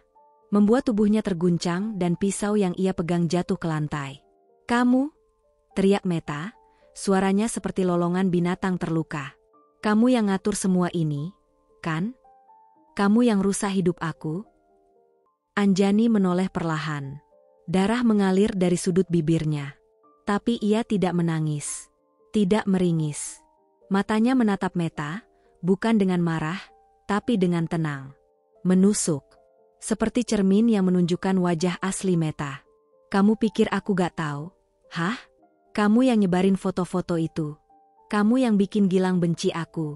Kamu yang bikin dia kasar. Meta kembali mengayunkan tangan. Kali ini bukan hanya tamparan. Ia menarik rambut Anjani, mendorong tubuh wanita itu ke kulkas, lalu meninju bahunya bertubi-tubi. Dasar perempuan murahan. Kamu pikir bisa hancurin hidup aku dan kabur? Kamu pikir kamu siapa? Anjani tetap diam. Darah menetes dari pelipisnya. Tubuhnya gemetar. Tapi tidak sekalipun ia membalas. Tidak sekalipun ia angkat tangan. Ia hanya memandang Meta dengan tatapan yang tak bisa dijelaskan. Tatapan perempuan yang sudah melewati jurang kematian, dan kembali dengan jiwa yang utuh. Dan di tengah dentuman emosi dan napas Meta yang terengah-engah, Anjani akhirnya bicara. Aku tidak perlu membalasmu dengan tangan, Meta. Karena hidup akan selalu membalas orang-orang yang menghancurkan orang lain. Suasana langsung membeku. Kalimat itu menghantam seperti palu ke dada Meta. Wajahnya berubah. Tangan yang tadinya mengepal kini menggantung lemas. Ia mundur satu langkah, lalu dua. Mata itu mulai membesar. Bukan karena marah, tapi karena ketakutan. Apa maksud kamu? Gumamnya, nyaris tak terdengar. Anjani tak menjawab. Ia hanya mengusap sudut bibirnya yang berdarah dengan ujung seragamnya, lalu menunduk kembali, memungut pisau yang tadi terjatuh. Ia tidak mengarahkan pisau itu ke Meta. Ia hanya melanjutkan memotong wortel. Pelan, teratur, tenang. Tapi bagi Meta, suara pisau yang menghantam talenan itu terdengar seperti gemuruh takdir. To. Suara kematian batin. Malam itu, Meta terkunci di kamar. Ia menatap bayangannya sendiri di cermin, dan untuk pertama kalinya, ia tidak mengenali siapa perempuan di balik pantulan itu. Wajahnya pucat, matanya kosong. Dan kalimat itu terus bergema di kepalanya, menghantui tanpa ampun. Hidup akan selalu membalas orang-orang yang menghancurkan orang lain. Ia menggigit bibirnya sendiri, berusaha menahan gemetar. Siapa kamu sebenarnya, Sari? Siapa kamu? Sementara itu, Anjani berdiri di luar dapur, menatap langit malam yang perlahan berubah gelap. Satu persatu. Aku tidak akan menyentuhmu dengan tangan. Tapi aku akan menghancurkan duniamu, seperti kamu dulu menghancurkanku tanpa ampun. Malam telah jatuh tanpa suara. Rumah besar itu tenggelam dalam kesenyapan yang mencurigakan. Gilang berjalan sendiri ke lantai atas, langkahnya lambat, lesu. Sejak pesta ulang tahunnya berubah menjadi malapetaka, hidupnya tak lagi sama. Meta menjadi sosok yang asing dan penuh amarah. Dirinya sendiri semakin mudah terbakar. Rumah tangganya runtuh, bisnisnya terancam bangkrut, dan wajahnya terpampang sebagai pria yang tak mampu mengendalikan istri, sekaligus gagal menjaga kehormatan. Namun ada satu hal yang membuatnya lebih gelisah dari semua itu. Sari, asisten rumah tangga baru itu terlalu tenang. Terlalu mirip. Beberapa kali ia menangkap sorot mata Sari yang menusuk dan dalam, seakan mengenalnya. Tapi ia selalu mengusir pikiran itu, karena mustahil. Karena Anjani sudah mati. Sudah hilang. Begitu katanya. Malam itu, Gilang mencari dokumen pajak lamanya di kamar penyimpanan belakang. Sebuah ruangan yang jarang disentuh, dan hanya Sari yang biasanya membersihkannya. Ia membuka lemari kayu besar di sudut, berharap menemukan map berwarna biru. Tapi justru ia menemukan sesuatu yang tak terduga. Sebuah kotak hitam kecil, dilapisi kain tipis, diselipkan di balik tumpukan handuk lama. Dengan alis berkerut, Gilang mengambilnya. Kotaknya ringan, tapi saat dibuka, sebuah flash disk. Tak ada label, tak ada tulisan. Hanya benda kecil yang entah mengapa membuat jantung Gilang berdetak lebih cepat. Nalurinya menjerit. Ada sesuatu di dalamnya, sesuatu yang tidak boleh ditemukan. Tapi ia tetap membawanya ke ruang kerja. Dengan tangan gemetar, ia mencolokkannya ke laptop. File video itu langsung muncul. Hanya satu. Tanpa nama. Tapi durasinya lebih dari 1 menit. Ia menekan tombol play. Dan di layar, ia melihat dirinya sendiri. Di tepi tebing. Bersama Meta. Dan Anjani. Wajah Gilang berubah seketika. Napasnya tercekat. Dalam video itu, terdengar suara pertengkaran. Wajah Anjani pucat, matanya basah. Meta berdiri terlalu dekat, suaranya tajam. Gilang memalingkan wajah dalam video, seolah enggan melihat. Lalu, satu dorongan kecil. Tubuh Anjani terpeleset. Teriakannya menggema, dan kemudian, sunyi. Gilang menutup mulutnya sendiri. Tubuhnya mundur dari kursi, napasnya memburu. Tidak. Ini tidak mungkin, bisiknya. Ia memutar ulang videonya. Berkali-kali. Mencari momen lain. Mencari pembelaan. Tapi tidak ada. Rekaman itu jernih. Suaranya jelas. Ekspresinya terekam sempurna. Mereka mendorong Anjani. Dan rekaman itu disimpan di rumah ini. Gilang panik. Ia berlari ke kamar. Mencari Meta. Tapi kamar kosong. Kembali ke laptop, ia mencoba menghapus file itu, tapi flash diska sudah tidak bisa diakses. Format read only, tulis sistemnya. Sial, sial. Gilang mengacak rambutnya. Siapa? Siapa yang taruh ini di sini? Lalu otaknya mulai menyusun kepingan. Sari. Dia yang bersihkan kamar itu. Dia yang ada saat semua kekacauan terjadi. Dia yang dari awal terlalu tenang. Dan lebih dari segalanya, sorot mata itu. Tatapan yang penuh luka, tapi juga kemenangan yang ditahan. Gilang tertegun. Ia jatuh terduduk di lantai. Keringat dingin membasahi tengkuknya. Kalau Sari adalah Anjani, kalau dia belum mati, kalau dia yang menyimpan rekaman ini, maka semuanya sudah selesai. Tapi satu hal yang lebih menakutkan adalah, mungkin video itu sudah tidak hanya ada di sini. Dan benar saja. Di tempat lain, seorang pengacara bernama Dimas membuka email terenkripsi dengan lampiran satu video. Video percobaan pembunuhan klien, segera disimpan sebagai bukti utama.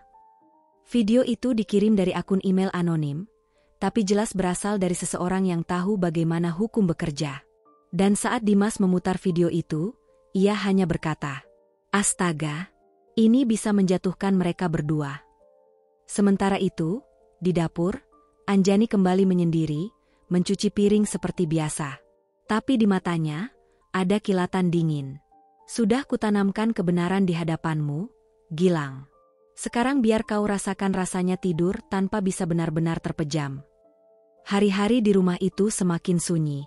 Bukan karena damai, tapi karena ketakutan dan kecurigaan telah menjadi tamu tetap. Gilang mulai sering bicara sendiri, mondar-mandir di ruang kerja dengan mata sayu, dan menyimpan botol minuman keras di dalam laci yang dulunya hanya berisi dokumen-dokumen penting. Meta pun tak lagi bicara banyak. Ia hanya mengunci diri di kamar, tak pernah menatap Gilang lama-lama. Ia tahu, sesuatu telah berubah. Sorot mata suaminya tak lagi memohon atau marah, tapi dingin dan mencurigakan. Namun ada satu hal yang Meta pikir Gilang tak akan pernah tahu. Sebuah rencana yang telah ia siapkan selama berbulan-bulan. Dengan cermat, dengan sabar, hingga suatu hari, semua terungkap. Siang itu, Gilang sedang rapat virtual dengan investor asal Jepang. Di tengah diskusi, ia memerlukan data laporan saham terbaru dari sekretaris keuangannya. Ia membuka folder yang dikirimkan, tapi saat ia mengecek struktur kepemilikan, matanya melebar. "Wait, ini saham pribadi saya? Kenapa presentasenya berubah?" Sekretaris di layar tampak gugup. "Maaf, Pak Gilang, saya kira Bapak sudah diberitahu." "Diberitahu apa?" Suara Gilang mulai meninggi. Bahwa Ibu Meta telah mengalihkan sebagian saham Bapak. Sebesar 18%, 3 bulan lalu. Dia memiliki kuasa tanda tangan, dan... "Apa?" Gilang langsung berdiri dari kursinya. Keringat dingin membasahi punggungnya. Ia merasa dunia berputar. Setelah rapat selesai, Gilang langsung menelusuri semua transaksi keuangan. Dan di sanalah ia melihat jejak-jejak pengkhianatan nyata. Penarikan dana dalam jumlah besar. Pengalihan saham. Bahkan rekening perusahaan yang diam-diam ditutup dan dipindahkan ke rekening asing. Dan nama yang tercantum sebagai penerima dana di luar negeri adalah Rio Santosa. Pria yang sama yang dulu ia percayai. Pria yang tidur dengan istrinya. Pria yang ternyata berencana kabur bersama Meta. Gilang terduduk. Tangannya gemetar saat membaca email yang tidak sengaja tersinkron otomatis dari ponsel Meta ke akun laptop rumah mereka. Tu, r.santosa99@protonmail.com. Subjek, ready to leave. Uangnya sudah cukup. Sahamnya juga. Dia terlalu sibuk dengan trauma masa lalunya. "Kita bisa pergi minggu depan ke Swiss, seperti rencana. Aku sudah urus paspor baru. Aku akan pastikan dia tidak sempat mencurigai. Cinta kita akan mulai di sana, tanpa beban. Boom. Kepala Gilang seperti meledak. Rasanya lebih parah dari saat ia melihat foto perselingkuhan mereka. Karena sekarang ia sadar, bukan hanya hatinya yang dicuri. Tapi juga harta, masa depan, dan kehormatannya sebagai pria dan pengusaha. Malam itu, Gilang duduk diam di ruang tengah, menatap lampu gantung. Napasnya berat. Di tangannya, lembaran bukti penjualan saham, tangkapan layar email, dan cetakan transfer dana. Meta keluar dari kamar, menyapa dengan nada datar. "Kamu belum tidur?" Gilang tidak menjawab. Ia hanya mengangkat pandangan, menatap perempuan yang selama ini ia perjuangkan. "Kenapa kamu gak sekalian aja racuni aku, Matt?" Ucapnya pelan, tapi tajam. "Biar semua lebih cepat selesai." Meta terdiam. "Apa maksudmu?" Gilang berdiri, berjalan pelan, melemparkan map ke arah Meta. "Lihat sendiri. Uang, saham, email kamu ke Rio. Aku tahu semuanya." Meta pucat seketika. Tangan gemetar membuka map itu. Dan untuk pertama kalinya sejak pesta ulang tahun itu, ia tak bisa berkata apa-apa. "Kamu pikir aku sibuk mikirin trauma masa lalu, ya? Kamu pikir aku gak akan sadar kamu lagi nyiapin jalan kabur?" Gilang tertawa getir. "Ternyata kamu lebih kejam dari yang kubayangkan, Meta. Kamu bukan cuma pengkhianat. Kamu perampok, penipu, dan yang paling menyakitkan, kamu pernah kuanggap rumah." Meta menahan air mata. "Gilang, aku gak berniat begitu. Aku cuma..." "Cuma apa?" bentak Gilang. "Cuma nunggu aku hancur total biar kamu pergi tanpa rasa bersalah?" Suasana menjadi panas. Tapi sebelum tangan Gilang sempat mengulang kebiasaan buruknya, Anjani masuk ke ruang tengah dengan ekspresi netral, membawa nampan teh. "Permisi, saya hanya ingin mengingatkan, teh malam ini sudah siap." Meta menoleh tajam. Gilang menatap Anjani seperti baru menyadari sesuatu. Dan di saat itu, semuanya membeku. Karena di wajah Anjani, ada senyum tipis. Tak berlebihan. Tapi cukup untuk mengatakan, "Aku tahu. Aku melihat. Dan aku masih di sini untuk menyaksikan kehancuran kalian sampai akhir." Di kamar sempitnya, Anjani membuka email lain ke pengacaranya. "Satu langkah lagi. Periksa jalur keuangan ke luar negeri atas nama Meta dan Rio. Kita siapkan laporan untuk kasus pencucian uang. Sekalian paspor palsunya. Sudah waktunya semua topeng dibuka." Malam itu, rumah besar itu diliputi kesunyian yang bukan biasa. Langit tak berbintang. Angin bertiup pelan, menembus celah-celah jendela, menyelip ke balik tirai, seolah turut menyampaikan bisikan dari masa lalu yang belum selesai. Di sudut halaman belakang, ada sebuah bangku kayu yang menghadap ke kolam kecil. Di sanalah, Sari, duduk, seorang diri, ditemani cangkir teh yang sudah tak lagi hangat. Rambutnya diikat rapi, wajahnya tenang, dan matanya menerawang ke ujung gelap malam, tapi pikirannya sedang menatap reruntuhan kenangan yang sulit dijelaskan. Ia tahu malam ini akan datang. Malam ketika pelaku dosa akhirnya tak sanggup lagi memikul beban yang ia ciptakan sendiri. Langkah kaki berat terdengar mendekat. Pelan. Goyah. Gilang. Pria itu datang dengan wajah kuyu. Matanya sembab, rambutnya berantakan. Napasnya berat seperti orang yang habis dikejar bayang-bayangnya sendiri. "Sari," gumamnya lirih. Anjani menoleh perlahan, tapi tak berkata apa-apa. Ia tahu betul, malam ini bukan untuknya bicara. Ini malam pengakuan. Malam kejatuhan. Gilang duduk di bangku sebelahnya. Mereka hanya terpisah beberapa senti, tapi terasa seperti bertahun-tahun jarak yang membentang. Beberapa saat hanya ada diam. Lalu Gilang mulai bicara. Dengan suara serak, nyaris seperti bisikan orang yang berdosa. Aku gak tahu harus ngomong ini ke siapa. Tapi entah kenapa, setiap kali aku ngerasa dunia mau runtuh, aku pengen ngomong sama kamu." Anjani tetap diam. Hanya menoleh sebentar. Tapi sorot matanya, tajam, gelap, dan dalam. Seolah menyorot ke dalam jiwanya yang rapuh. "Ada seseorang yang dulu sangat aku cintai," lanjut Gilang. "Namanya Anjani. Dia baik, sederhana, pemaaf. Tapi aku menghancurkannya." Suaranya mulai bergetar. Gilang menunduk, menutup wajahnya dengan telapak tangan. "Aku mengkhianatinya. Aku butakan diri. Aku percaya sama perempuan lain yang ternyata cuma tikus rakus. Dan sekarang, semuanya habis. Anjani menatap langit. Tak ada bintang. Hanya awan tebal menggulung. Sama seperti hatinya, penuh badai yang ditahan. Kamu tahu, kata Gilang, suaranya nyaris berbisik. Aku kadang berharap, waktu itu aku jatuh dari tebing itu. Bukan dia. Air mata mulai jatuh satu persatu dari mata Gilang.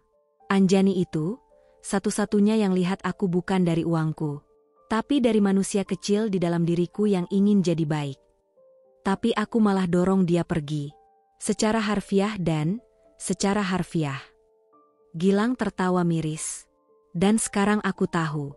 Neraka itu bukan tempat dengan api, tapi tempat di mana kamu hidup dengan penyesalan yang gak akan pernah ditebus. Anjani masih tak menjawab, tapi tubuhnya menegang.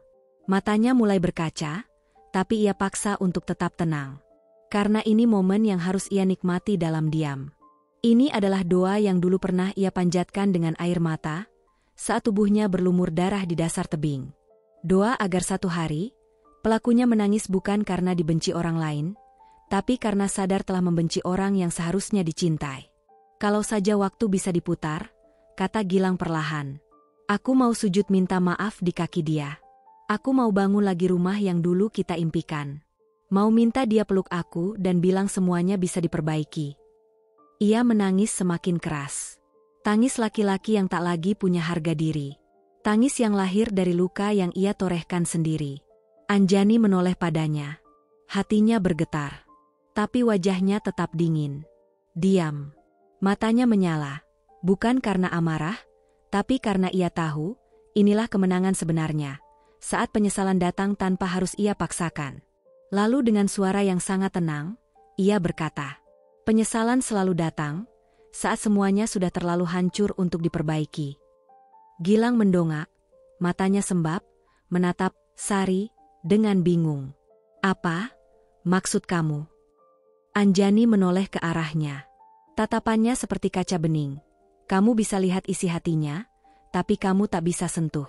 Dan dengan nada yang tajam namun pelan, ia berkata, tak semua orang yang kamu kira mati, benar-benar menghilang.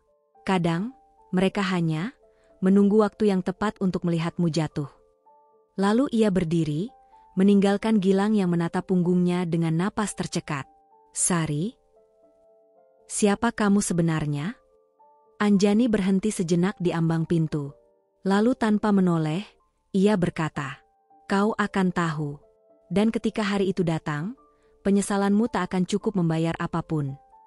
Malam itu, Gilang tidak bisa tidur. Bukan karena takut akan kasus hukum, atau pengkhianatan Meta. Tapi karena untuk pertama kalinya, ia merasa Anjani mungkin belum mati. Atau lebih menakutkan lagi, Anjani mungkin sedang di dalam rumah ini. Bersamanya. Menyaksikan semuanya. Dan jika benar, maka kehancurannya baru saja dimulai. Pagi itu, rumah besar itu terasa begitu senyap. Udara pagi tak membawa kesegaran, melainkan tekanan tak kasat mata yang menggantung seperti kabut gelap di langit-langit ruangan. Gilang duduk sendiri di ruang tengah. Matanya merah, tubuhnya lelah, dan pikirannya berkecamuk. Malam sebelumnya, ia berbicara dengan Sari, dan mengungkap seluruh penyesalan tentang Anjani, wanita yang ia kira sudah tiada. Tapi kini, ada sesuatu yang terus menghantui. Tatapan mata, Sari. Nada bicaranya, kalimat terakhirnya, dan rasa yang tak bisa ia abaikan lagi. Itu dia, itu Anjani. Anjani berdiri di depan cermin.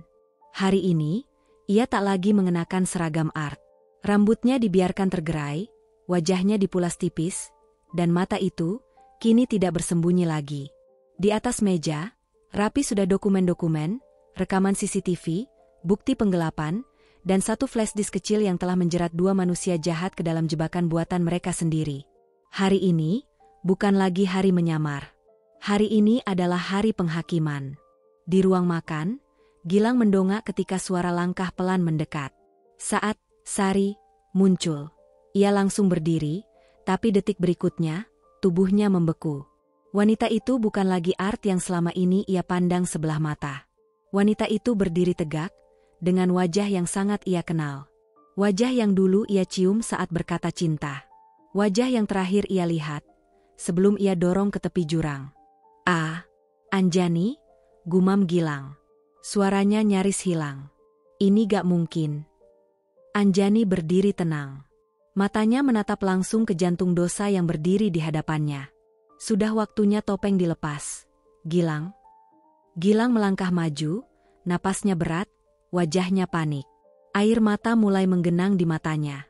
"Ah, aku pikir kamu udah mati. Aku pikir." "Kamu berharap aku mati?"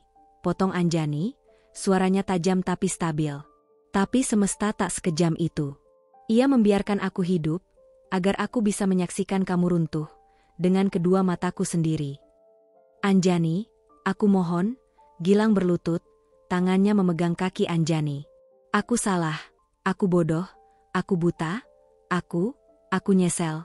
Tuhan tahu aku nyesel." Anjani menatapnya seperti melihat sesuatu yang busuk. "Kamu menyesal karena aku kembali, bukan karena kamu sadar salah. Kamu menangis karena kamu ketakutan, bukan karena kamu benar-benar kehilangan aku. Tapi aku cinta kamu, Chani." Suara Gilang pecah. "Aku cinta kamu." Anjani nyaris tertawa, getir, tajam, menusuk. "Cinta bukan mendorong perempuan dari tebing, Gilang. Cinta bukan meniduri wanita lain saat istrimu sibuk membangun rumah tangga.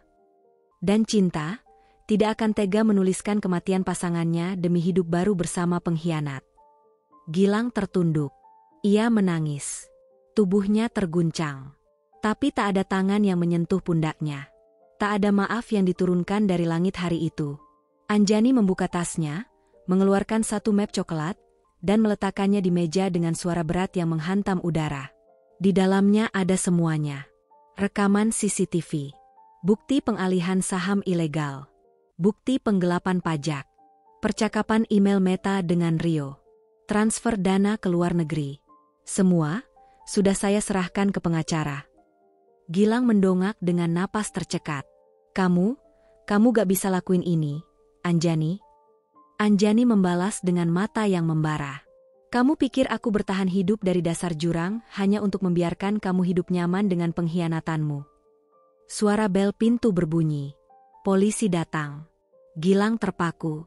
Anjani berjalan pelan membuka pintu. Dua petugas masuk, sopan, membawa surat penangkapan dan penyitaan. Meta muncul dari lantai atas, panik melihat situasi. Ia menjerit saat melihat para polisi menggiring Gilang. "Apa ini? Apa yang terjadi?" Anjani hanya menoleh sekilas ke Meta, lalu berkata dengan tenang. "Ini yang terjadi saat hidup akhirnya lelah membiarkan kejahatan berkeliaran." Polisi memborgol tangan Gilang. Tangisnya meledak. Ia berusaha menatap mata Anjani, memohon. Tapi wanita itu sudah menutup hatinya. Sudah mengubur rasa belas kasihnya bersama luka-luka yang dulu tak terlihat.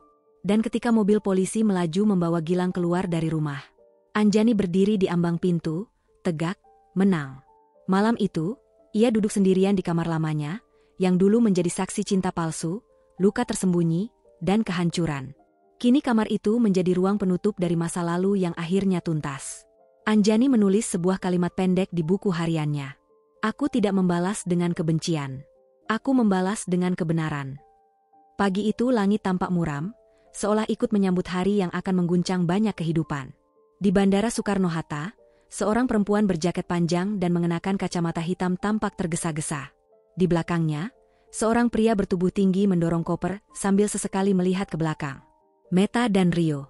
Mereka berjalan cepat menuju counter check-in, berharap pesawat ke Zurich akan membawa mereka ke kehidupan baru, kehidupan tanpa dosa, tanpa tanggung jawab, tanpa jejak.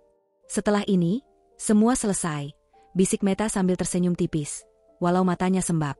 Rio menggenggam tangannya. "Tenang, sayang, kita berhasil." Tapi baru 3 langkah menuju pintu imigrasi, suara mikrofon menggema. "Meta Ardiani dan Rio Santosa, dimohon untuk tidak meninggalkan area. Anda diminta bekerja sama dengan pihak berwenang." Meta langsung pucat. Rio refleks menoleh, dan sebelum mereka sempat melangkah lagi, 4 petugas berseragam hitam datang menghampiri, lengkap dengan surat penangkapan dan tahanan imigrasi. Ibu Meta Ardiani, Anda kami tahan atas dugaan penggelapan dana, pemalsuan identitas, dan percobaan pembunuhan terhadap Nyonya Anjani Putri. Silakan ikut kami. Tidak, teriak Meta. Ini kesalahan.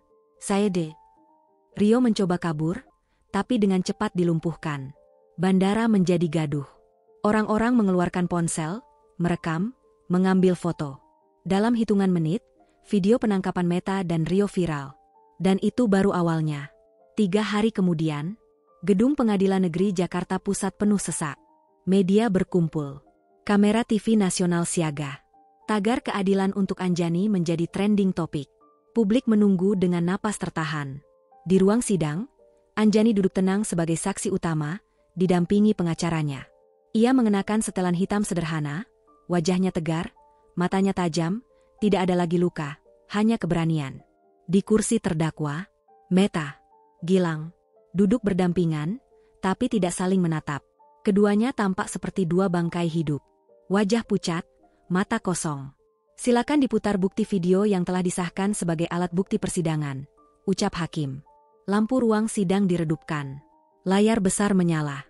Dan untuk pertama kalinya, di hadapan publik, ditayangkan video rekaman CCTV saat kejadian di tebing, suara pertengkaran, ancaman, lalu momen saat Anjani didorong ke jurang, tubuhnya menghilang di balik semak-semak, lalu teriakan palsu Meta.